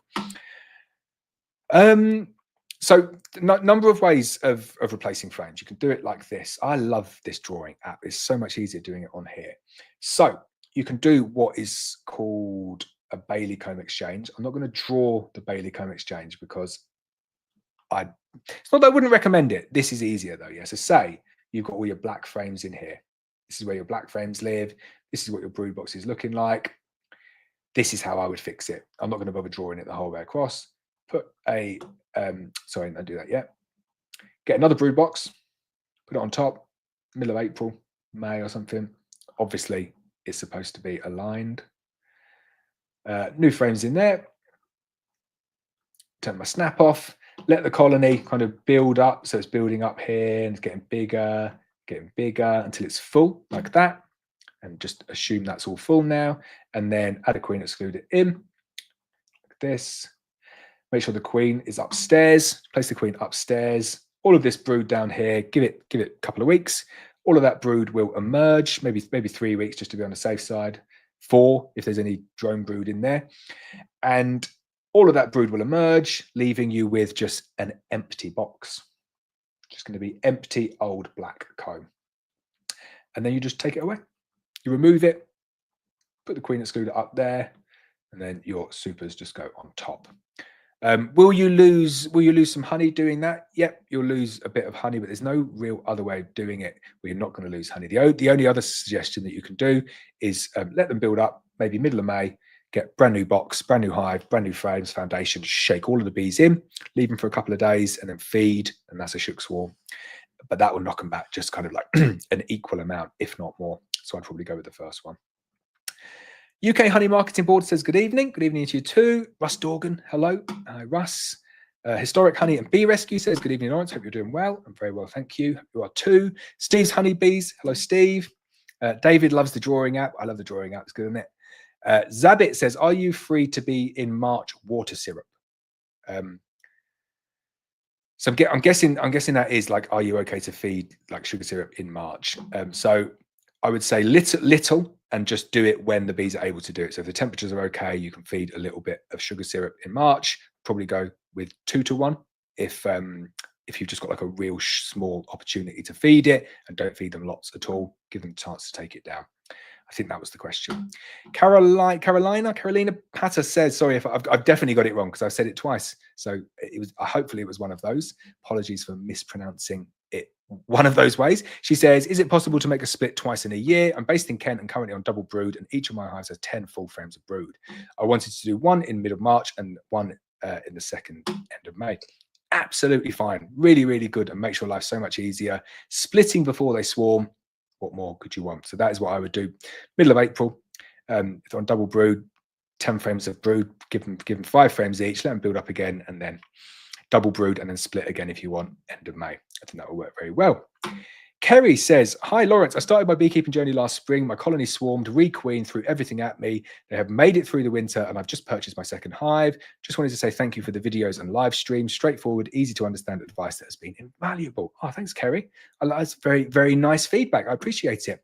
I love helping people with their bees, and I think like a lot of people watch or look at my channel and say, he gives like such basic, simple advice. It's and that's not in a complimentary way. They say like there's nothing new, there's nothing complicated. Like, why do people even watch him? And it's basic, simple advice, but that's the advice that a lot of beekeepers need, and it's the advice that is not always forthcoming.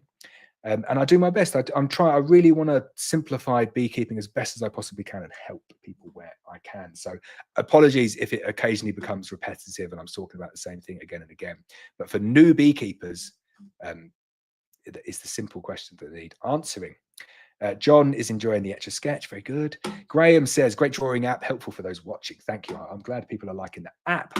Louis, I think I said Louis. I know someone with that exact spelling, and his name is Lewis. Well, maybe it's a Welsh thing. I think that's Louis, that name. So Louis Baldwin says, hi, Laurence, 90% of colonies are over 9 frames. When should I put on supers? For next 2 weeks, it's average 11 degrees in day, but 4 at night. So I would wait until the weather gets a little bit better for you there. If you're worried, I would under super with the queen excluder in place. Means that you're not going to get any brood in your supers. And if the bees need that space, they've got a little bit more space. Over 9 frames is a nice, big, strong colony. But for me up in North Wales, if I look in a national brood box and I see a box full of bees, like full, or even boiling over, I know I've got a few weeks before they're going to start swarm prep. So I wait until I put my supers on. Ed says, hi, Laurence, when would you recommend adding a top box? So adding a top box as in double brooding above, for me, no earlier than no earlier than kind of middle of April. Everything before that, I'd be adding it below and then switching it when the temperature allows. Paula is enjoying the drawing app as well. Wicked. Artem says, hi, Laurence, what do you think will be the biggest threats, challenges, and opportunities for UK beekeepers in the next 3 to 5 years? So small hive beetle, tropicolaps, Asian hornet. Not to say that any of them kind of are going to make the UK their home, but they're the 3 biggest pest risks that we have here. The weather, the changing weather in the UK, like people sold global warming as this fantasy that everything would get warmer. That was a joke, in case anyone was wondering. But people thought global warming meant that the UK would get warmer, but it's just become more extreme and wetter, which makes sense because the warm air can hold more moisture. And it's like I'm noticing the impact big time, especially on queen rearing. Like that queen rearing window is very, very limited, and you almost just need to take a gamble and just say, right, we're going to try and raise 1,000 queens this week. Just go for it. And you might get none of them mated, or you might get all of them mated, but you've got to be in it to win it. And I think that's the way it's going at the moment. And I think the people who gamble on that and it pays off with the weather will do very, very well. I don't know, like in terms of like imports and stuff, there's a lot of talk about imports at the moment. I can't see that being banned anytime soon. I just can't see how the UK farming and beekeeping industry could cope without imports. Just don't think it could. I think it would collapse very quickly.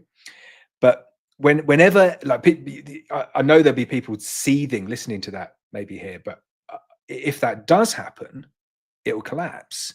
But then it will be rebuilt back up again, and then there'll be great opportunity because people like us who import queens and sell queens won't have access to those queens to sell, so we'll have to diversify and have to like go fully with kind of like UK mated stock, and then the price of that will go up, and everyone will have to kind of challenge themselves to make a living again. What I find interesting though with the whole kind of like banning imports and stuff, and like there's 2 points. One, the big point that they always make with banning imports is it reduces. So we want to stop imports because we don't want the risk of pests and diseases coming into the UK. And my argument is, well, so what do you think will happen once they ban imports? That just stops the risk of anything coming into the UK, because I know what will happen. They'll just come in illegally. And I don't know about you, but I'd much prefer for there to be like a fully vetted process on both sides, kind of like for the importer and the exporter, to manage the risk using a system that has never let a single pest come through in over 30 years versus just letting the black market deal with it and getting queens coming in from anywhere. Like you can get them from anywhere now, innit? Because the black market, you just do what you want. That is very much tongue in cheek. We follow all the rules. But so the risk doesn't go away by banning importation. If anything, the risk of pests and diseases coming into the country increases by banning it. And then the other one is, well, it's the foreign genetics that are kind of like ruining our native local bees. So we want to ban those non-native genetics, and then that should help improve local beekeeping. And I just think, well, but the genetics are already here, aren't they? And people over here, loads of people over here do artificial insemination. So like if it was me, if they ban imported queens, I'm not going to stop rearing buckfast bees because I've got artificially inseminated buckfast queens, and I've got people who can come and just continue that by coming and tapping the drones and inseminating my own queens. I can keep that pure buckfast line going indefinitely, and I will do, and I'll rear my queens from that. So it didn't really stop the spread of non-native genetics either. So I don't think it'll ever happen, and I don't think it's going to kind of fix any of the issues that they want fixing by banning it. I think it probably makes both of them worse. But whether that comes around, I don't know. It's a difficult one for me. I'm the biggest pessimist in the world. I really am, and I just think the beekeeping market's going to crash. I do, and I've been saying it for a few years now, and it's not crashed. It's got stronger and stronger and stronger. And every year it gets bigger, and every year like our sales go up, and every year I say no, but next year it's going to properly crash. And there's new people selling queens now. I saw a new company that has been trading for a matter of weeks, who is the #1 UK supplier of mated queens. That's what they got on their website. The UK's #1 mated. So the UK's #1 supplier of mated queens, but they've just been in business for 2 weeks. But there's a lot of that. There's a lot of different companies coming to the market, selling more queens, imported queens, UK queens, nukes. It's a very, very, very saturated market, and you've got to do something different to try and stand out. And could collapse, could go pop overnight. Obviously, don't want it to.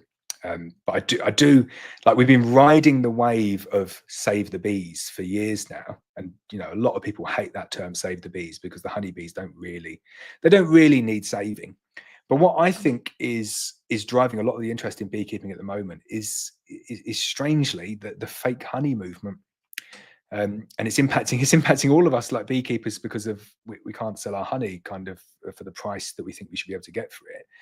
But a lot of people are just saying, well, I'm just going to bypass all of that and keep some bees and have my own honey. So I think that's driving it up at the moment. And then obviously, you've got David Beckham and all these famous people, Jamie Oliver, people who are very mainstream, who are keeping bees, and that's not slowing down at all new people coming to the market. But you could get this like perfect storm where all of that goes away, and the market could dramatically decrease overnight. Fingers crossed, it doesn't happen. But there's lots of challenges, and I do worry about all of them. Search says, I just gave one frame with brood and bees to a weak colony where the queen isn't laying. What do you think will happen? So if the queen is still there and she's just not laying, they might try and supersede her. So you might get a single supersedure cell somewhere. That's likely, that will happen. If the queen isn't there, they'll take the young larvae there and feed them, and you'll get lots of emergency cells, and then you'll get virgins coming out of those emergency cells. I think it's one of those two. One of those two things will happen. If the queen is there, but she's perfectly fine, but she just isn't laying because she's having a brood break, then they just won't do anything. They'll just take that frame and tend to all the brood in there, and all that brood will merge, and you won't get a supersedure cell, and you won't get any emergency cells either. So I think that's what will happen. Steve's Honeybee says, looking forward to receiving your nukes in a couple of weeks. How many splits would you take from one nuke? So I spoke earlier about like what I would recommend like everybody taking from their nuke, regardless of if they want to make any splits. Like, I'm sending you the nuke box. You kind of got a spare nuke box, so you might as well make one split from it. I am going to do this video again. I don't know if I'm going to do it this year, because I'm trying to do the beekeeping course this year. But I do want to do that, like how many splits can you get from one colony each year? And I really do think 80 splits from one colony is feasible, but like with unlimited mated queens on supply, unlimited drawn comb, very nice cozy poly hives, and then just feed the whole way through the year. I think you could get from one colony, but you'd have to be a big colony to start off. I think from a nuke, you'd be hard pushed to get 20 out of it in a single season. And people are probably looking at that and thinking, what? That is insane. Like, how many nukes you can get? And I think, well, you only got to buy one. It's 350 quid. You can split it and get 20 yourself, and then there's 7 grand. But it's not as easy as that. It's not as easy as that. You got to factor in the queens that you're buying in there as well, and you got to factor in the feed, and you got to know what you're doing. But it is feasible to make a lot of splits out of a single colony. So I give you a lot of answers there. A user says, no invites because you sell Buckfast. I'm not sure what that means. We do sell Buckfast, no? Gary Wheeler says, hi Laurence, great hat, hides the mullet. How is your branding iron doing? Let's have a look at the mullet again. It's almost a bit like oh, what am I doing with my hair? I was gonna say it's like a bit like take that, like 90s, not that I take that, but you know what I mean, curtains. Yeah, branding iron's doing well. I've not branded up that much stuff with it really. It's just kind of sitting at the bottom of a box. I do like my branding iron though. I'll have to dig it out. Lee says, I didn't see Richard's question. You said it can't have both. Sorry, I did exactly the same, didn't I? Guy Walker, channel member, says, hi Laurence, Black Mountain Honey 2024 nukes. Went to take away last season, bottom brood on 4 hives, double brood, and all of them bubbling over. Guess I'm rethinking this year's plans already. Great problem to have. Thank you. Oh, that is a brilliant problem. I do like it when a plan goes well like that. David says, what do you do with your wax, Laurence? So all of our wax goes into making foundation for making up the nukes. We get through a lot of wax, nowhere near enough that we can supply just to our own, but it does help offset it. Roscoe says, "Would you try AMM queens again?" Yeah, I try anything again. I'd love to. I'd love to do that. Like we run a business, and I like to kind of do new things for the business to add value to people. And one of the biggest things that people say is, "Can I buy AMM queens from you? I'd love to buy AMM queens, local native black AMM queens. Can I buy them?" And I always say no, because whenever I need to like underwrite the quality of things. So if someone buys an NF1 Buckfast Queen and they say, "Are those bees calm?" I say, "Yeah, really calm, really nice bees. Very productive, lots of honey, reduced swarming. Like we use Buckfast in all our production colonies. Very good. You'll be happy with them." I couldn't sell someone my AMM queens with any of those kind of taglines on them, because the AMM queens that I had previously weren't like that. They were aggressive. They stung me a lot. They swarmed a lot. I really didn't get on with them. Lots of brood disorders, chalk brood. But that's not to say that that's what AMM is like from other people. Like I know some bee farmers, and I see some people on like bee forums and Facebook and stuff who use exclusively like native or local feral stock or close to AMM, and they seem to do well. And the bees look nice and calm. They got nice brood pattern, minimal brood disorders, minimal swarming, quite frugal. So like you could. Um, I'm assuming you can kind of get the very best out of AMM. It's not something that I've ever been interested in, because I tried to do it for about 3 or 4 years and just got stung a lot and didn't get any honey. So it made me quite frustrated with the effort that I was putting in. But what I don't understand is, why is someone not selling AMM queens on like a decent scale? Because the market's there. So there you go, Artem. If you want your opportunity, sell AMM queens, like just local feral AMM. Get them from a good breeder, get them all mated in the UK at the right time, and take over the market for that.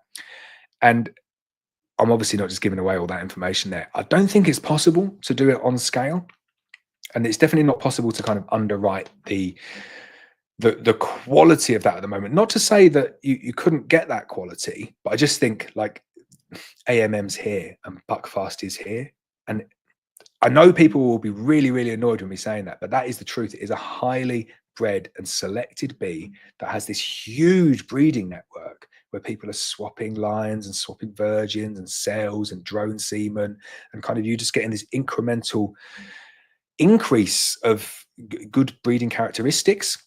They're like it's like crofts. They're the most like high pedigree that you're going to possibly get, versus like the survival nature of AMM feral stock. They're very, very good at surviving. That's kind of what they're breeding themselves for. But someone needs to do that with AMM. Someone needs to do with AMM what's been done with Buckfast for the last kind of like 30 or 40 years, and just build this wide network. And it'll have to be kind of UK and Ireland based. But this is the thing that I really get confused about, and I do not understand why.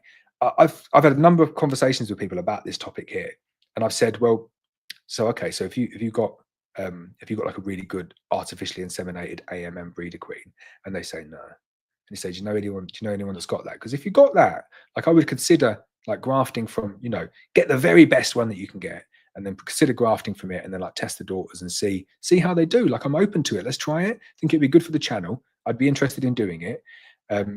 But I want to start with, something really, really good. And every single person that I've spoken to who's kind of like into AMM is very, very much anti artificial insemination. I don't really understand why. If anyone knows why they're against it, I don't quite get it. But to me, that's what it needs. It needs like a few people who are into AMM and into artificial insemination to kind of like go out and find the best of the best, and then start selecting and start breeding and start bringing stuff together, and boosting kind of like, if you're going for high AMM percentage, or if you're going for like calmness or honey production or whatever, to try and build like some characteristics in. But I don't think you can do that in the UK without the use of artificial insemination, for the reasons that people who have AMM and are trying to kind of like have like isolated areas for mating complain about a lot, which is other genetics, like Buckfast or Ligustica or whatever. They say we're struggling here because we're trying to keep it pure as it can be, and we're getting cross matings with Buckfast, but then they don't want to do the artificial insemination. I'm like, well, that mitigates your issue a bit. You can just select the colonies and the queens and the drones and bring it together and kind of like boost the purity. So I don't really understand that. All I can talk about is the experience that I've had with them, which wasn't a positive experience. And I've had experience with AMM and I've had experience with Buckfast. A lot of people that just keep AMM have not had experience with Buckfast. They just see them as the devil and they don't like it. Sorry. Cub Rider says, does anyone E? There we go. Does anyone else feel bad not mentioning where the yellow blobs come from on their cars' windows and washing with the neighbours? Yeah, it is bad, isn't it? Good, is a proper well-kept secret, that one. Daryl Clement says, going to try a small bit of queen rearing as I only have one Abello mating hive and a few BS honeybee nukes for getting virgins mated. Was thinking of trying the Miller method to get a few cells. Thoughts? So there's so many different methods of queen rearing. So I've got 2 or 3, no, 4 videos coming out this year on different queen rearing techniques. I'm just going to do as many as I possibly can, but I've already filmed 3 of them. I've got another one that I'm going to do. I would just say, if you just want to get a few queen cells, doing like a combined starter finisher method. I'm not familiar with the Miller method. I might be familiar with it, but not called the Miller method. I always get like bogged down with names of stuff. But a starter finisher, just kind of like all in a single hive, do something to move the queen away, to reduce the flow of the pheromone, boost all the young bees in the other area, and you'll get some really nice queen cells. So if that's what the Miller method is like, I would definitely give it a go. And I would recommend everybody, let's do it the other way around. I sell queen bees. I shouldn't be saying this. I recommend everybody to have a go at queen rearing. Rear some of your own queens. It's brilliant fun. Really, really good fun. Give it a go. JK Photography says, hi, Laurence, question. Have you ever used pseudo queens or QMP? I have not, but I'm guessing it is some sort of pheromone. Is it a pseudo queen as in like pseudo with a P? Oh, I'm writing at the same time now. That is not what I searched for. No, I've not used them. I'm going to have a look. I'm going to have a look at both, see what they are. Mem says, I've done the under super to date. Great idea. Thank you, Mem. Glad it's going well. Bob says, I recently read a document from the MBU saying that all imported queens have to be moved to a new cage with the old attendants removed and sent for testing. Have you ever had an issue after testing? So the MBU has never received a single issue in 30 years of importing queens, not one. And the funny thing about it is, and I've mentioned this to the MBU a number of times. I've said, right, so let's go through a scenario here. 500 queens come in. We change all the cages. We send them out to our customers. We send you the cages back. 3 or 4 days later, you find something. Let's say you find something that you shouldn't find.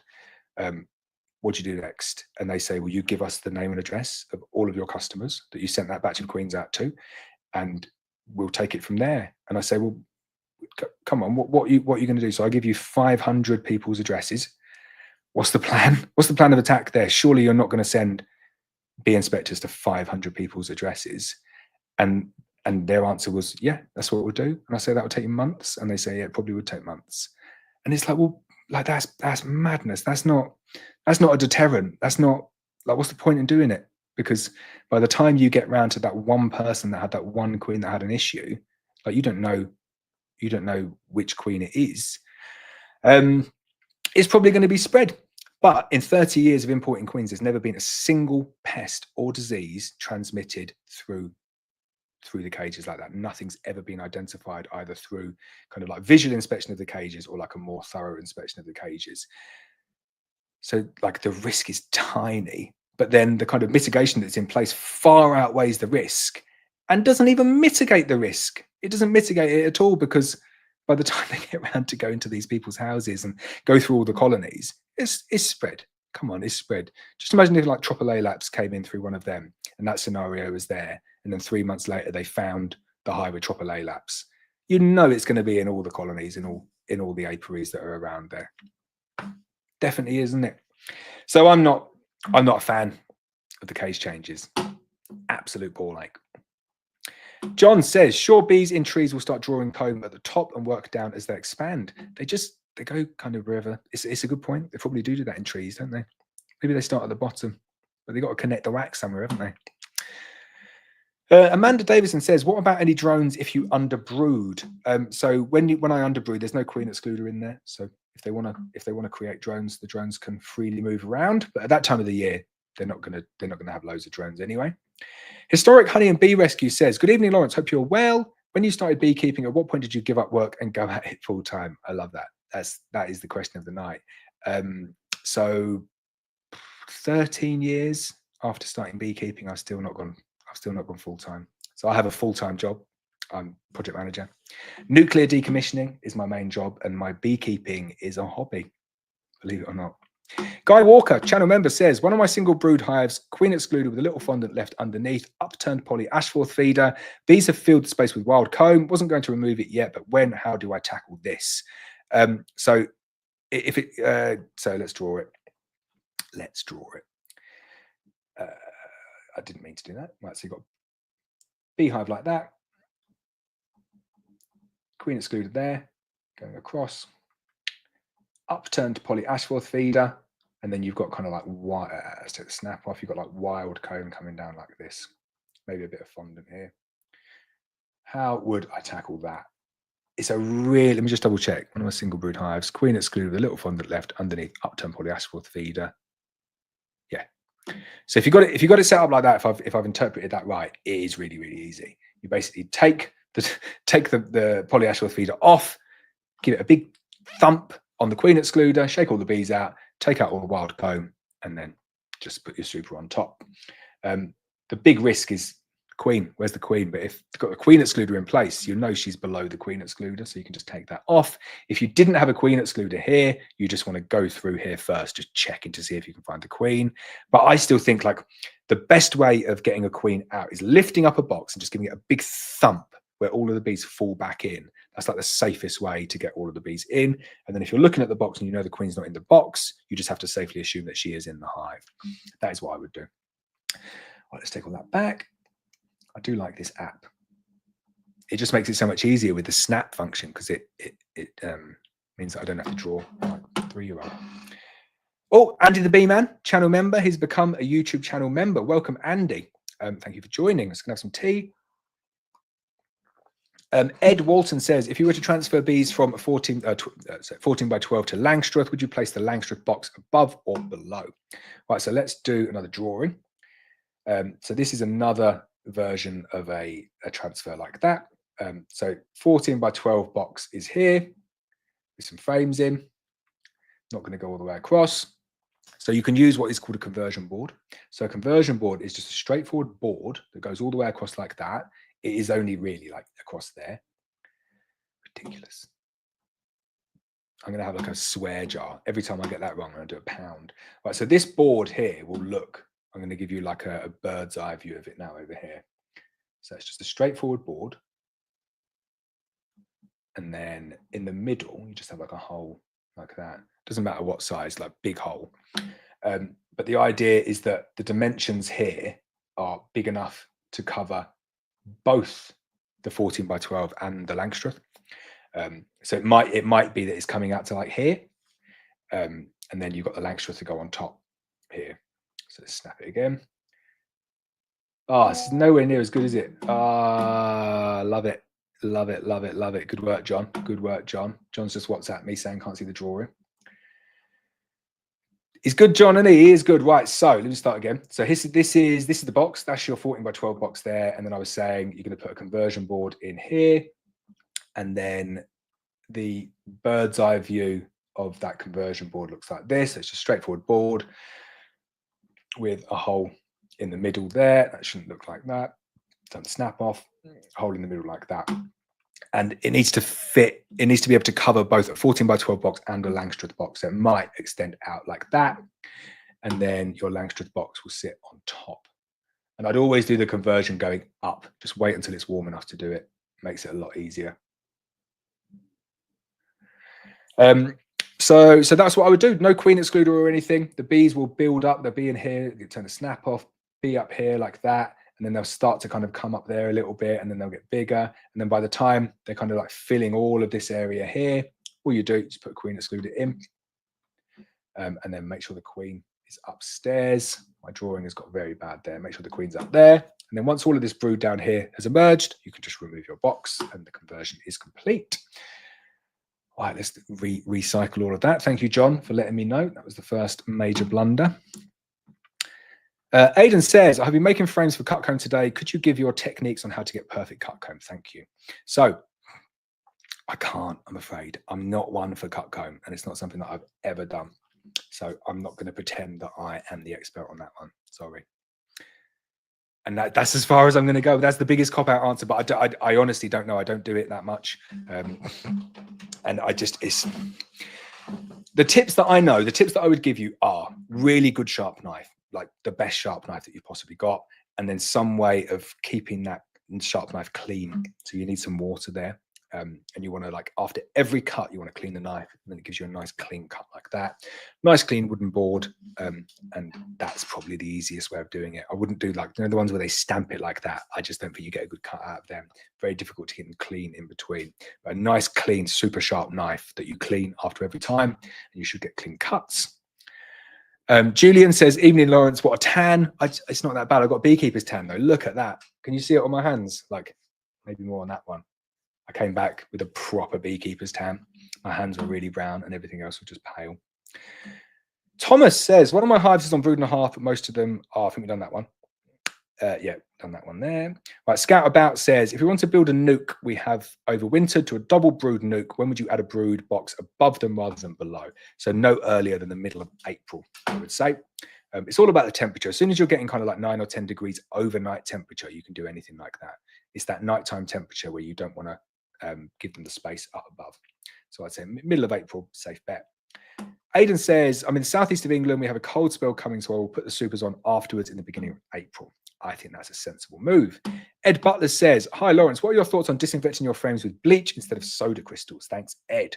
So soda crystals don't disinfect. So soda crystals are there just for cleaning, for getting the gunk out, getting the wax out, getting the propolis out.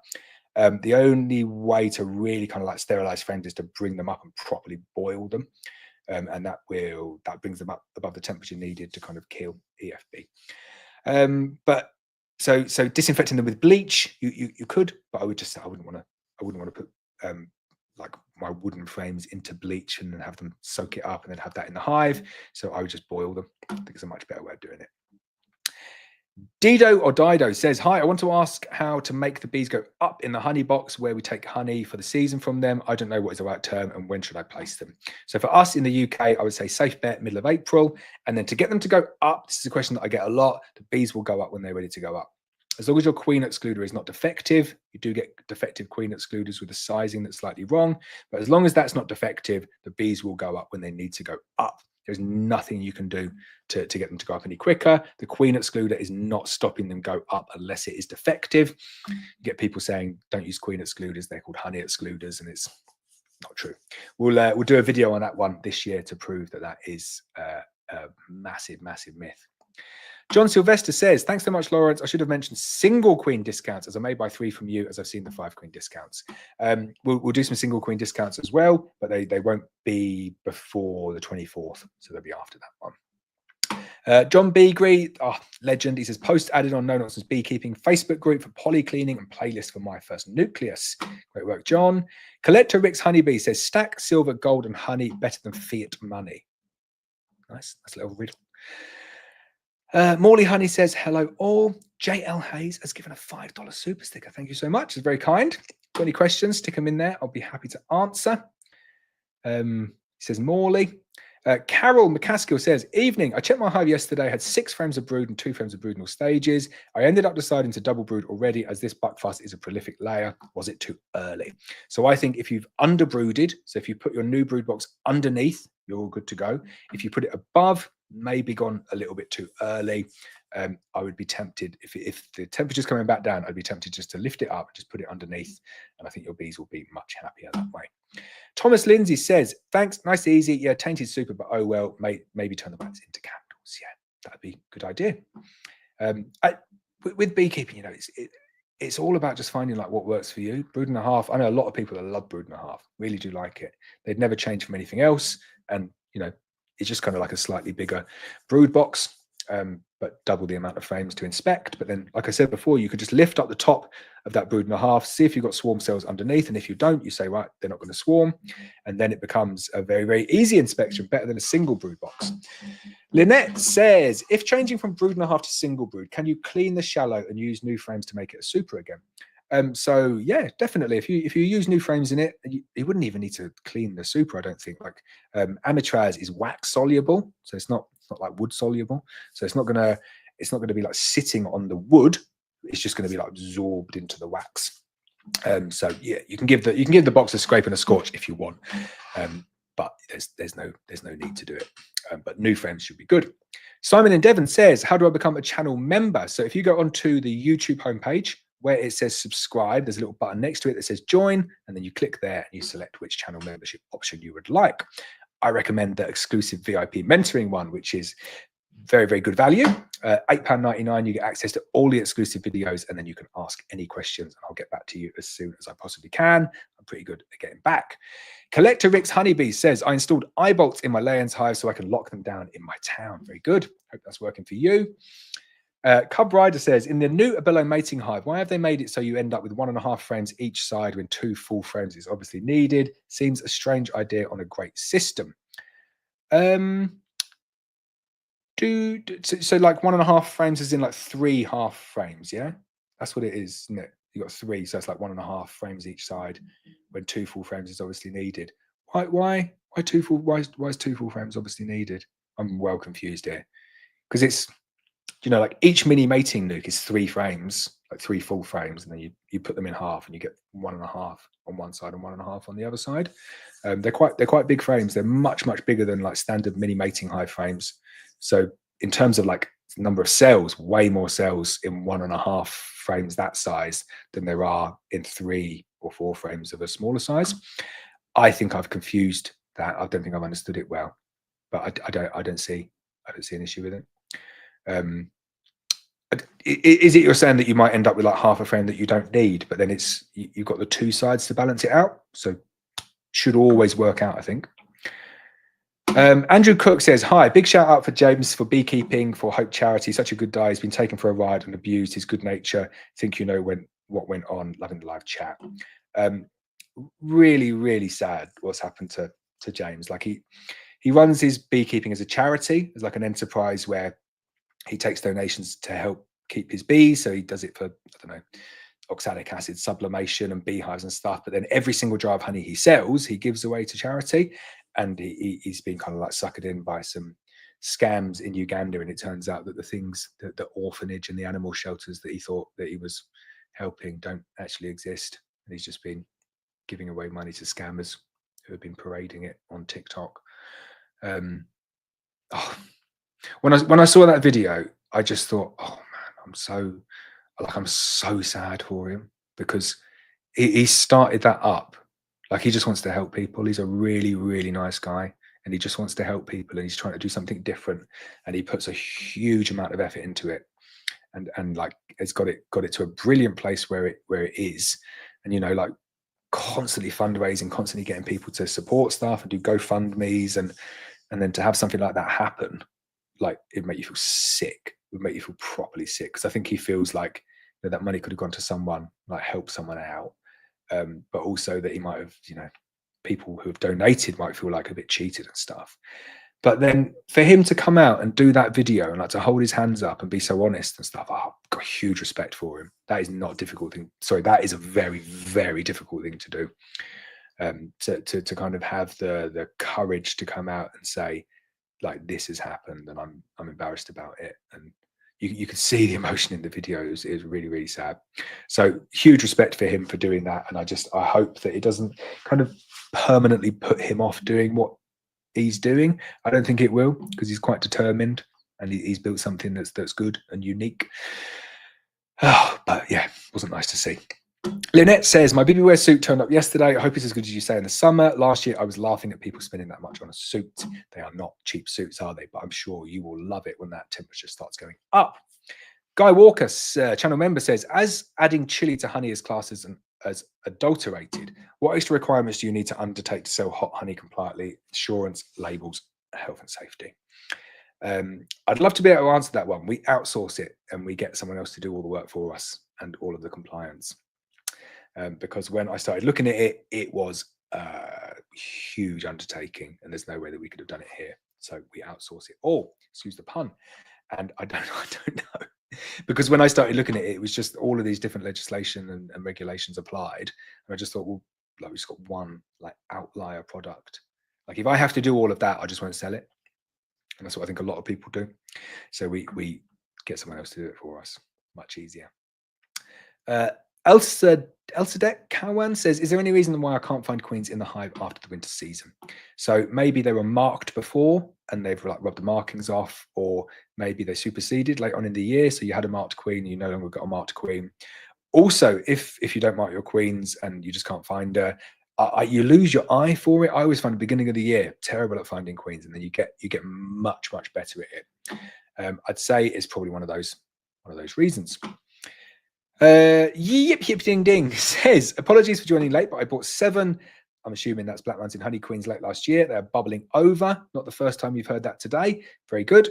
When do I double brood under? So if you're going underneath, you can do it anytime after like middle of Feb. If you want to do it now, is fine. If you want to go over, I'd go from middle of April onwards. Frolly's B says, I only have one site at the moment and you can't see it from any roads. I find that works well. Yeah, definitely does work well. Far away from anyone as possible. Elsadek says, what's the difference between F0 buckfast queens from Italy and Germany and Denmark, and which is the better for the English weather? So all of those countries produce buckfast queens that are suitable for the English weather. I know some people tell you that that's not true, but it is true. Germany and Denmark for buckfast genetics. Italy is where a lot of the matings take place because the weather further south is much nicer. I could start the season earlier, but personally, all of our genetics come from Germany, but you do get a lot of good Danish buckfast genetics as well. Elsadek also says, how many times should I treat my bees since Feb to April? So my Varroa treatment, the system that I use is I take all my honey off middle of August, Apivar strips go in, 8 weeks, feed the bees up for winter. I do 1 blast of apibioxal around back end of November, something like that. And that's my system. If you need to treat in the spring as well, you can treat with Apivar kind of like 1st of Feb, take it out 1st of April, or you could do multiple vapes or drizzles for oxalic acid kind of anytime now at 5-day intervals. That should see your bees being very healthy coming into the season. Ben the beekeeper says, hi, are rats a problem around beehives? We get them underneath our hive and they eat parts of the dead bees which go through the mesh. Are there health risk damage? Sub to the beekeeper, love your videos. So as long as they're not entering the beehive, no issues whatsoever. If they start going in and chewing, then you do have an issue. I would say the bigger issue is kind of like in storage. You know, if you've got all your supers or your brood boxes stacked up and then a rat gets in and starts going through them and defecating everywhere, then you've got a serious issue and you need to probably burn it all before you go again. Syme67 says, a local vineyard owner has asked if I consider putting hives on his land, but they use fungicides. Is this a bad idea? So fungicides aren't going to, I don't know the ins and outs of the fungicides that you're going to use, but it's going to be highly unlikely the bees are going to come into contact with those fungicides. And the fungicides shouldn't really have any impact on the bees. Obviously, you don't want it if you've got any insecticides there. David J. Bisco, channel member, says, hit the like button and subscribe. Laurence is the only YouTuber that answers every question without super chats. Thank you, Laurence.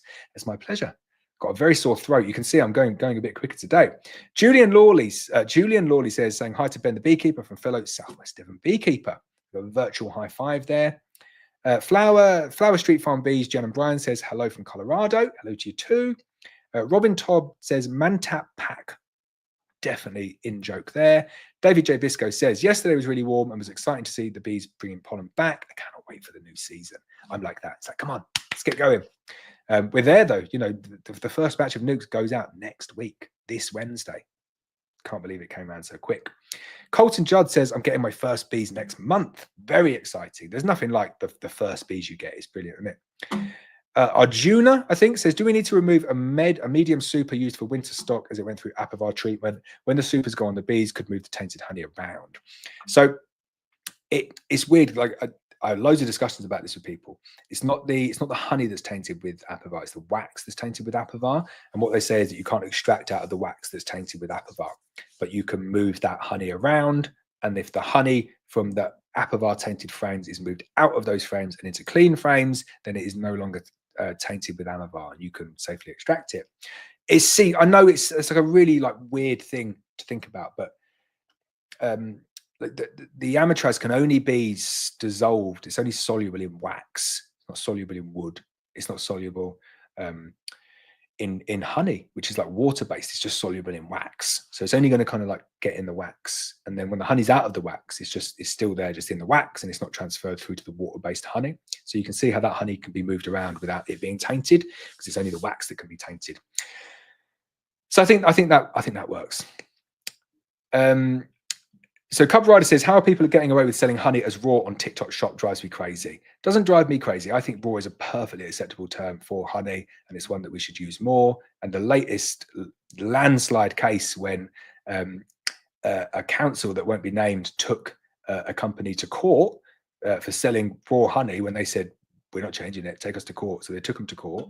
And then the judge massively sided with the company and saying, by calling the honey raw, and kind of like paraphrasing a bit, but by calling the honey raw, he did not think that they were misinforming the consumer. And that's always been my point of view, which is not misinforming anyone. They want raw honey and they know what it means. So a customer comes up and says, can I buy some raw honey? And you say, can't really call it raw. And they say, why is that? It's like raw honey, isn't it? Honey that's not been adulterated or like coarse, like finely filtered or heated above a certain level. Raw honey. They know exactly what it is, and they give you the characteristics of it as well, but you can't call it that. But since that case, everyone calls their honey raw honey now, and I like the term. Raw honey is a good term. Cub Rider does not like the term raw honey. I'm tempted to start up a TikTok shop and get me on the live saying, talking about raw honey, but I've not got time for that. Peter says they also come in on ships. The ports are hotspots. I think we're talking about Asian hornets there, but similar to anything really. You know, it could be like Tropolalax, could be Varroa. Varroa came over here on fruit, is what they think. But who knows? But they have on the ports, they have sentinel sites, don't they? So you have a port, and then you have like surrounding the port, you have like sentinel apiaries that the bee inspectors go and do like regular checks on for pests coming in like that. John says the how many splits in one season has been posted on No Nonsense Beekeeping. We got up to, I think we got up to 20 nukes on that from April to June. So we only needed to do like 2 more splits. So it was from 20 to 40 and then from 40 to 80. Easy do that in a year. Guy Walker says GoPro Hero 13 with optional macro lens. Good, bad, better option for recording hives during manipulations for a complete videographer amateur. It's no better than your phone. I would say the phone's better. And also when you're wearing, like when I wear anything like a GoPro like that, the bees attack it a lot, where what I would do is just get a good camera and then get it on a tripod and then just film from your camera, and it will be kind of equal, if not better than the GoPro, assuming you've got a good phone, sorry. Graham Thomas says, hi Laurence, did a quick inspection earlier this month when it was fairly warm. All colonies were active and calm. That's what we want to hear. Beagre's Bees, John says, Laurence, if you want to try AMM again, I'm sure I can get a good friend to send you one of his, and he goes for good traits. Scale-wise, unsure as whether in Aberdeen a shorter season. I am 100% up for that, John. Feel free to connect us and I will pay for a queen. Scout About says, we want to build up a stock of drawn brood combs and are happy to use one hive as its sole purpose for doing this over the year. How would you suggest the best way to do this? I see a number of people do this, and it goes from, you know, people say, oh, like protect your drawn comb and it's worth its weight in gold. It is very true. Beekeeping is a lot easier with drawn comb. It's not a lot easier with drawn comb. It's a lot more productive with drawn comb. It's actually a little bit more difficult with drawn comb, especially if like for beginners, because adding on foundation just gives the bees something to do, keeps them busy. They've got to draw out all that foundation. It's energy intensive. They've all got like a job. And I find when they've got foundation to draw out, they're much less likely to swarm. If you put on a box of drawn comb, they just go bang, fill it, and then they go and swarm. So it's more productive, but it is more difficult. But I wouldn't worry about building up a stock of drawn brood combs. For one reason, they're really difficult to store because the wax moth will get in and just ruin them. So like that is what the wax moth will go for. But also, like what's the reason for having lots of drawn brood combs? The only reason that I can think of is that you want to make like lots of splits. But I just think in a single season, you can turn one colony into as many colonies as you want just by feeding them. And like foundation, okay, slows that down a little bit.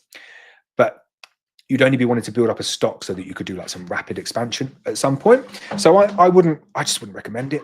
I can understand getting super frames drawn out, but again, I would just like naturally and organically allow that to build up. I certainly wouldn't kind of like dedicate one colony just to building stuff out, because it's difficult. You're not going to get to a point where you put on a box of foundation, you feed them, and then you come back and you've just got 10 frames of perfectly drawn out comb with nothing in them. You're going to have syrup, you're going to have pollen, maybe you're going to have stores, natural stores, nectar coming in, and then you're going to take that away from that hive. I'm not a fan of building up colonies just to get drawn comb, so I wouldn't recommend it. PJ Morgan says, I've had 3 AMM queens and they did not survive London winters. The Italian buckfast queens I've had have always survived winter with the bigger colonies. Buckfast is best in my opinion. Buckfast is best in my opinion as well. I'm not sure it would have been the AMM queens not surviving the London winters though. I think like they're survivors. AMM are survivors. They're good at surviving. And I say like a buckfast colony will do well anywhere in the UK. Same as an AMM colony. An AMM colony should do well anywhere in the UK. Shouldn't be a case that it's kind of like too hot or too cold anywhere for them. But interesting observation. But I like the Italian buckfast queens because they're just nicer, aren't they? Sorry. Graham Thomas says, inspected my colonies earlier this month when it was warm. Oh, we did that one. Cool. So there was another one. So inspected today, 18 degrees C, and they were pretty angry. Any obvious reasons why? Protective of existing stores, maybe. So I think when it's cool, the bees are still just a bit like, they're quite lethargic. They don't want to fly up. So you open them up and think, oh, they're nice chilled out bees. And then when they get bigger and there's more bees there and they've kind of got like a surplus of bees that don't need to be tending to brood, then they're slightly older and they ping you a little bit. But also there's no flow on at the moment. So the colonies are building up, but there's just not much happening. So they get a bit frustrated. John saying the Miller method is cutting the brood comb in several VVVs to get the bees to draw queen cells off. Okay, yeah, I have seen that method there. Not my favorite method, that one, but it's good because you haven't got to graft that one. You can see you can do it. What's the other way of doing that? I'll think of it in a sec. But yeah, no, that would work. It's a simple way of doing it without grafting. Julian Lawley says, I'm going to try queen rearing this year. Hold on to your hat, Laurence. Hotline time. Always welcome the calls.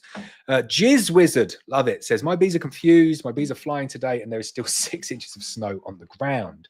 They're probably desperate to get out and have a toilet break. That's John saying we can't see it. So I'm about 45 minutes behind on the comments. Philip says, do you send queens to different countries like Poland? I'm afraid it's UK only for the queens and the nukes. Andy the Bee Man channel member says, well, I'm in North Wales with buckfast bees on Langstroth frames waiting for the horns to grow. Love it. Whereabouts in North Wales? Tony Morris says, I'm in just one of my new nukes, the bees have started to draw wild comb in the feeder section. I'm feeding a litre of 1-to-1 syrup every 2 to 3 days, but they're building in the free space. Should I worry? So I'd slow the feeding right down. If they're building comb in the feeder, that means they probably want a bit more space. But I've seen your nukes, and there is space on those frames. So I'd reduce the feeding down. I'd maybe go to like 1 litre of syrup every week, and just let the bees just naturally build out. They won't have filled those frames out since Monday. You've got a good 2 weeks, maybe 3 weeks in that nuke. Thomas Blackwood says, hi, Laurence from Tasmania. The bottom mesh entrances you make, does that stop the bees robbing? Also, my hive lids have vent holes with mesh. Should I seal them? So for me, I do not like any ventilation at the top. Do not like it. Ventilate at the bottom, insulate at the top. That's not the standard way of doing things, but that is, I think a lot of people do that now. No holes at the top, no ventilation, lots of insulation, but mesh at the bottom. And then the bottom mesh of the underfloor entrances that I make, let's quickly draw the cross section of the underfloor entrance, because that's quite fun. Right, so this is what the underfloor entrance is. Whoa, what is that? Right, black and snap. Right, so this is what the underfloor entrances look like, kind of like a cross section. I've already drawn it wrong. So you have kind of like two bit. Are you joking? Right, so that's what they look like. So the idea is the bees fly in here and they have to go up like that to get into the hive, which is kind of like up there, like that. So does it stop robbing? No. Does it help the bees defend the hive against robbing and wasps? Definitely. So that gap there, this little gap, if I measured it, is 28.7 points. It's 8 mil. So it's a single bee space. So only one bee can get in at a time. And then what happens is all the bees line up here. And if anything comes in, they just go bash, smash it.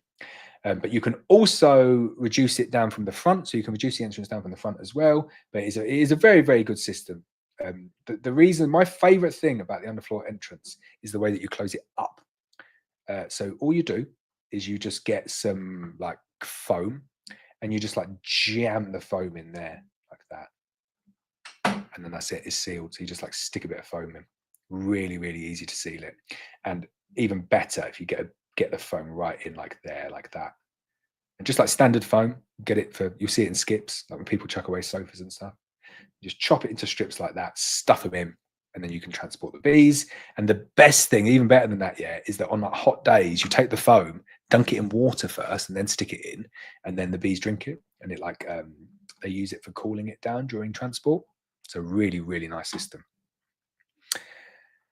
How many more questions we've got? Bob says, I've nukes going out of Corex boxes in the week. Any advice on when to put them in the Corex? Early better, later better, a frame of foundation for space, all drawn, comb, and food. I do not like Corex boxes for sending.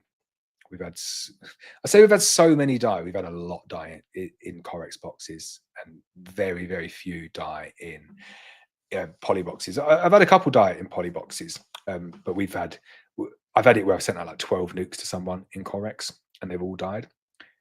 Expensive. And the reason is there's no spacing between it. So no matter the way that you give them to the courier, they're just going to do what they want with them and they stack them up. So you can imagine, let's do some drawing with poly boxes. You have kind of like, imagine that's the nuke there. And then you'll have like these feet that sit like that. And then they stack on the next poly box. I've done it like that, you know what I mean? And then you've got the feet, and then the next poly box, etc., etc., etc. Like that just makes no sense, that last bit. But with Corex, they stack like this, and I'm doing it a bit smaller, like top to bottom. There's no gap. So you get like this real big build-up of heat, and that's what kills the bees. So I really, really don't like Corex boxes. So excuse me there. So you said I've got nukes going out. Any advice on when to put them in? So put them in absolute last minute.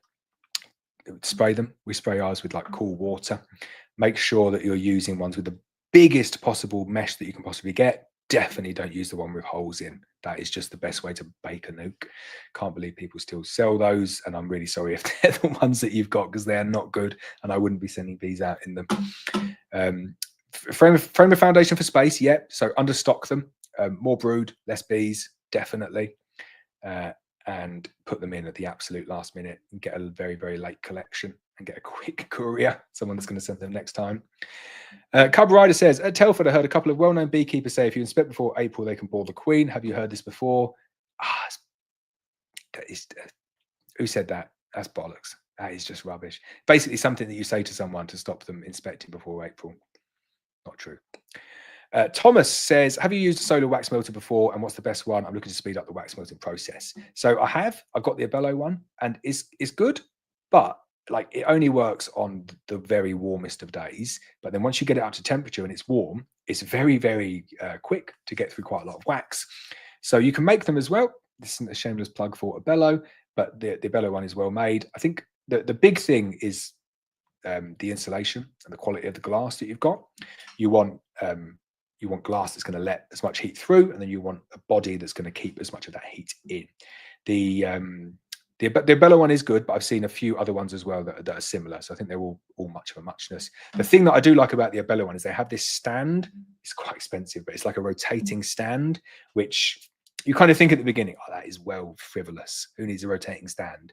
And then by the time you've moved the solar wax extractor around like that to follow the sun, you think, oh, I wish I had a rotating stand for this. And it works really, really nice. And I'd love to see someone who's good at automating stuff kind of put it on a timer so you can like get it to turn itself to face the sun the whole way through the day. That would be cool. Love that. Marcus says, at Ed Butler in Estonia, we disinfect with a max 5% nitrous. What? I don't even know that. It's sodium hydroxide solution. Is that right? What do we don't use that over here, do we? Use bleach. Yeah. I've got really tired all of a sudden. 2 hours and 13 minutes in, and I'm an inch into my cold tea. Carol says, thank you so much for the advice. No problem at all, Carol. The Whirlabees has joined as well. We've got loads of people joining today. I think there's 4 members joined today. Thank you. If you ever need anything, give me a shout. Cub Rider saying, I'm saying you need 8 halves, not 6, to make the 2x2 frame hive starter. I don't think you do you? Because it's 6 frames, no? It's 6 frames that go into it, so it's half. So you need 8 halves, not 6, to make 2x2 frame hive starters. I'm not understanding it. I don't understand why I'm not. My view of that system is you've got 3 national frames that split into 2. So you just take those 3 national frames and you just go and put them in your colonies. The bees build them out, draw them out, got brood in them. And then you take those 3 frames, split them into half. So you've got 6 mini frames, and each side of the nuke takes 3. So 3 plus 3, so 6. I'm not sure where the 8 comes in. I'm probably being really, really stupid. I don't see the issue with it. Sorry. JK says QMP, referring to queen mandibular pheromone, is a synthetic substance used in beekeeping to stimulate the presence of a queen, potentially maintaining a queenless colony as queen right for up to 3 weeks. Interesting. No, I've never heard of that, and I've never really found a reason to need that. But I'll have a look. There probably is a good reason for using it, so I will have a look. Mr. Meow says, I've had bees on all frames and a hive getting heavier for a month. New comb being built in the feeder space. Ended up supering above the queen excluder and crown board. Have I made a mistake? And should I put under the brood? So don't worry about the stuff like that. I know, like I'm saying to people, you should underbrood early on in the year, but normally the advice is to overbrood, and then it's just a case of timing to get it right. So I think if the temperature's right and you put the super above, it's fine. It's no problem. It just depends where you are in the UK, and if it's dropping down really, really cold, you might have done it too early, or you might be better off putting it underneath. The risk is that you do nothing and the bees swarm, so you don't want that to happen. So it's probably best to do something. But yeah, I wouldn't worry too much about it, depending on the temperature, and hopefully you've seen it. So if it's like 14, 15 degrees in the days there and kind of like 8 or 9 degrees at night, you can super up above. If it's 10 degrees in the days there and 2 or 3 degrees at night, I would take the super back off and either leave it for the time being or put it underneath if the bees do need some additional space. Wild Always Farm, Harry says, hi, I hope you're well. Hope you're well too, Harry. Stephen Slight says, looking forward to my Black Mountain Honey Queens. Can't wait. Excited to send them out to you, Stephen. Atlas says, if the chemical is only contained in the wax, why bother with being concerned if a honey super is on while treating, unless that wax is condemned forever? Very good point. A lot of the way that these treatments are licensed, they're licensed like in a very specific way, and it would be easier for them to get the license through if they just say, oh yeah, just take the supers off, because they'll ask loads of if the supers are on, they'll ask loads of questions. So if you just take the supers off and do the treatment, we've not got to do all these questions in the licensing, and I think a lot of it is done like that. They probably could license it for use with the supers on, but they'd have to jump through a lot more hoops.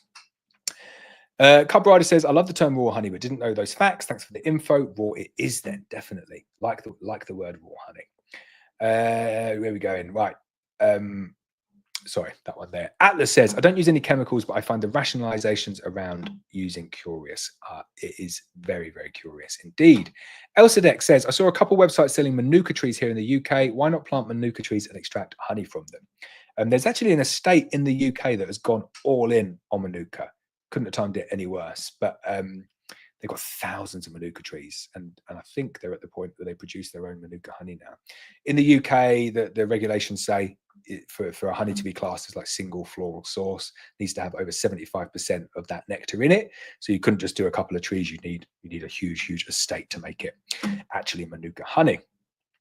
Harry says GoPro 13 with macro lens is really good, very sharp images, but I would say similar to like an iPhone 16 or Samsung Ultra 25.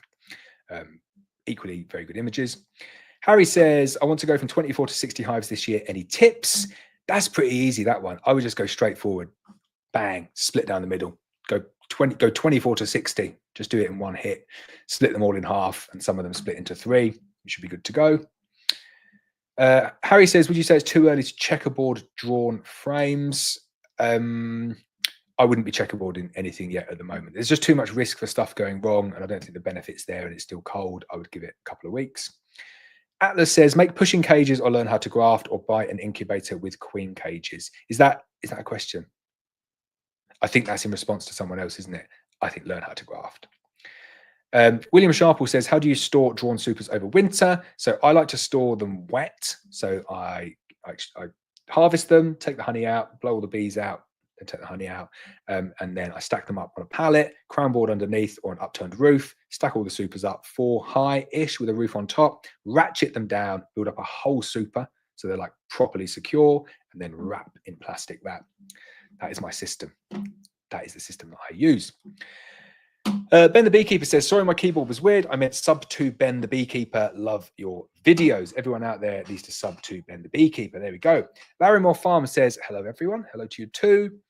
Stephen Slight says, my Carniolan was the only colony that I lost this winter. All other buckfast survived. Going to stick with buckfast. Some people not keen on Carnica. Andy the Bee Man says, Anglesey, nuke coming from you in late April. Oh, very nice. I do like Anglesey.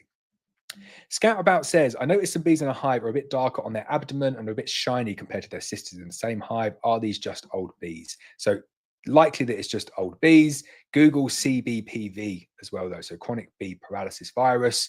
When you get like really old, super shiny, slick bees like that, and they're a bit like not moving very well, or shaking or trembling, that is chronic bee paralysis virus. And that is not good. But check it, see what it is. Julian Lawley says, have you ever tried Corex boxes for swarm traps? So no, but I don't see any reason why they wouldn't work. They're probably a bit small. So there's, I think someone did, who did the testing? Was it Seeley who did it? I can't remember. 40 litres, he said, is optimum size. So quite a bit bigger. You're probably talking like 14 by 12, a bit bigger than a 14 by 12 brood box for the optimum size. John Sylvester says, true, raw is best. We always see so-called pure honey used. This is the one that I never understood with that yet. When I was saying 3 years ago, having my big rant about raw honey, and they said, no, you can't use raw. Raw is not the correct term. Just use the term pure instead. And I say, well, hang on, that's not in the honey regs. And they say, yeah, no, but that's fine. You can use pure. And I even checked that with Trading Standards when they made us take down every single reference to the word raw off everything. They said, just use pure instead. And I'm like, whoa, I'm not letting that down. So why can't I use the word raw? And they say, you cannot use the word raw because it is not a defined term in the honey regulations for a descriptive term to describe your honey. And I say, okay, fair cop. Is pure in that regulations? And they say, no. And I said, I can use that. And they say, yeah. You're making it up as you go along. You're literally making it up. And apparently pure was okay. You are frustrating. Scout About says, can underfloor entrances be used for nukes that are used for queen rearing? I'm just going to go back to this one here. I do kind of wish at that point when the Trading Standards came to me and made me take down raw off every page of the website, of all the Amazon listings, of all the eBay listings, of all my labels. I do wish that I'd had the courage, which I was very close to doing, which was saying, no, not doing it, because I don't think I'm breaking the law. And then seeing what they did and then letting them take me to court and then going through with it. And there's no way I would have done this. I'm so just like, yep, I'll do what you tell me to do. We don't want any trouble here. I wish I had the courage to do that back then, because it looks like the legal precedent was set, which was, yeah, he's not misleading anyone. He's using a descriptive term to provide additional information on the kind of composition and processing of his product. Would have been good, but I didn't. I was too scared. Scout About says, can underfloor entrances be used for nukes that are used for queen rearing? Yep, don't see any reason why not. The queen will find her way in and out of there, no problem. Suffolk Apiaries Limited says, another great live. Keep up the good work. Thank you, sir.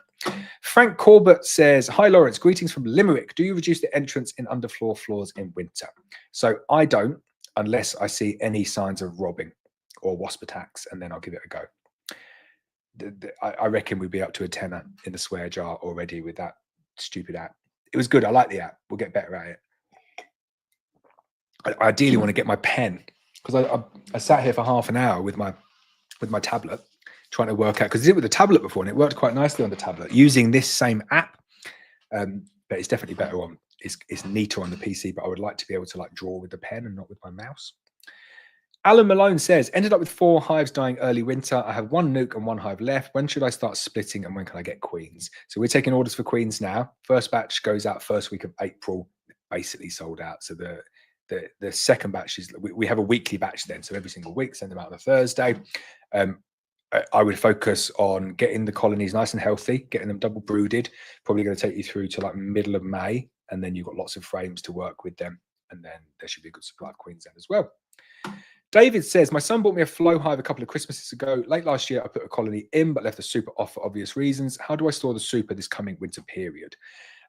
So it's quite simple to store the super really for the flow super. You just you extract it, take all the honey out, and then leave the taps open and leave them kind of like facing downwards, just to get like all of the remnants out, as much as you can get out once you've already harvested it. And then just put the super back together again and just kind of put the roof on, put it on. You can leave the super on the hive. If you want to keep the super on the hive, as long as it's sealed and the bees can't access it, that's probably where I would keep it. That's where I keep mine. Easiest place to keep it. And then the bees just clean it up all the way on in the spring. Bob says the Corex nukes are for pickup by the buyer. Okay, I'm happy for you now. Don't want you sending out Corex nukes. Where are we going? Paul Watterson says, good evening from the Isle of Man. I've just started my local beekeeping course and I'm looking forward to starting beekeeping this season. I've been reading and watching lots of YouTube videos from yourself, Griff, Stu at Simply Beautiful, and just Alex's beekeeping journey. So thank you all for the info, advice and enjoyable content you have created. Oh, thanks, Paul. You've got some very, very good people on there. Griff, Stuart, Simply Beautiful, and Alex, all very, very good beekeepers and YouTubers. Mr. Meow says, thanks, Laurence. I've learned a lot from your videos. I'm glad I can be of service. Cub Rider says, once the 3 halves in each side have a mated queen success, then you can't put 3 halves together to make 2 full frames for a new hive. Sorry if I'm not explaining it very well. That's not what the system's designed for. It's like a one-way system. So the idea is that you put all of the full frames into hives, get them drawn out, get the brood. You put them into your queen mating nuke. You add a queen cell. Virgin comes out. She goes and gets mated. And then at that point, you just take the queen out, harvest the queen, do whatever you want with the queen. Just put another queen cell in. You just keep on doing that. Harvest the queen, put another queen cell in. Harvest the queen, put another queen cell in. End of the year, you just take all of the frames from all of your hives, click them back together and put them in your hives. That's the system. It's not a case of once the queen's mated, you take out the 1.5 frames and try and do something with it. That's where the confusion is. I'm glad we got to the bottom of that one. I don't think there's an issue. So as long as you use that system, we should be good. David says, been loving your slow-mo vids. The head-on collision one made me smile, thinking to myself, out of my way, fool. Get out of my way, fool. I know, it's good, isn't it? I spent way too long sitting there videoing stuff because I was out with them learning the whole day. So they were going out, collecting bees, making up mini mating nukes, queen rearing, doing a lot. But there were kind of gaps. So they'd be going out for 4 hours in the morning. They said, right, 8 till midday, we're going out collecting bees. So all we're doing is just going through every colony, finding the queen. I've got loads of queen hunting videos. They're really good. But finding the queen, putting her off to one side, shaking off 6 frames of bees. And that's why you're seeing, if people are thinking, why is he posting all these videos of like opening up a colony and it's like rammed full of wild comb and all these stuff and feed and stuff in there? That's what they want. They just want big, massive, strong colonies. They feed them protein candy every week. So there's lots of young nurse bees, young bees that they can harvest to go and put in the mini mating nukes. So that's what they were doing. But in between, so I'm there for like 4 hours and there were loads of cool videos, like things happen. And I was like, oh, I'll do a video on that, do a video on that. But there was a lot of time where I was just not standing around, but like we're an hour away from base and there's only one van. So I'm like, right, that's it. Let's do some slow motion videos. So I made the very most of it. Ryan McGrath says, is it an option to dip frames in bee-safe miticides or spray them on the brood frames? All open cells would be treated and you could treat a couple of times over the month to treat all cells. I don't think there's any approved product that allows you to do that. Like it sounds like a nice idea, but it also sounds a bit, maybe a bit like OTT. because the miticides like amitraz that's spread through the bees walking over it is very, very effective. So you could just spray amitraz all over everything, but I don't. Yeah, I'm not sure it'd be the best idea. No, I'm not going to go with that one. It's a nice idea though. I do like different ideas, but I don't think it's something that that would work very well. Skywolf says, do you ship to Belgium? Are there taxes added? I'm afraid we do not ship. It's UK only. Sorry about that. John says, Cub Rider could buy some extra half of the frames and have them drawn out and ready to use, especially if they have pollen stores in them. Could do that. Michael Gill says, evening, Lawrence. I'm buzzing for next Thursday. Oh, I am buzzing for it as well. It is very, very exciting. Harry says, thank you for the live. Thank you, Harry. Cub Rider says, oh, makes sense. Thank you. I'm glad we got to the bottom of that one. Liam G says, evening, Lawrence. You may have covered it already as I'm late arriving, but when will you start full weekly inspections of your hives? So for me, first or second week of April is when I'll start going into weekly inspections. I might have a sneak peek before then, but that will be it. We have reached the end of the stream. 2 hours, 29 minutes, 144 people are still here. 15 likes. I can't be good enough. 15 likes. So on the way out, I would very much appreciate it if you hit the like button. Thank you very much. If you want to buy a Langstrath nuke, there is 5 left, and that is it. And that is not a forced marketing technique. That's genuine. If you want a Langstrath nuke from us this year, there are 5 left, and then we are sold out for the season. So we're done.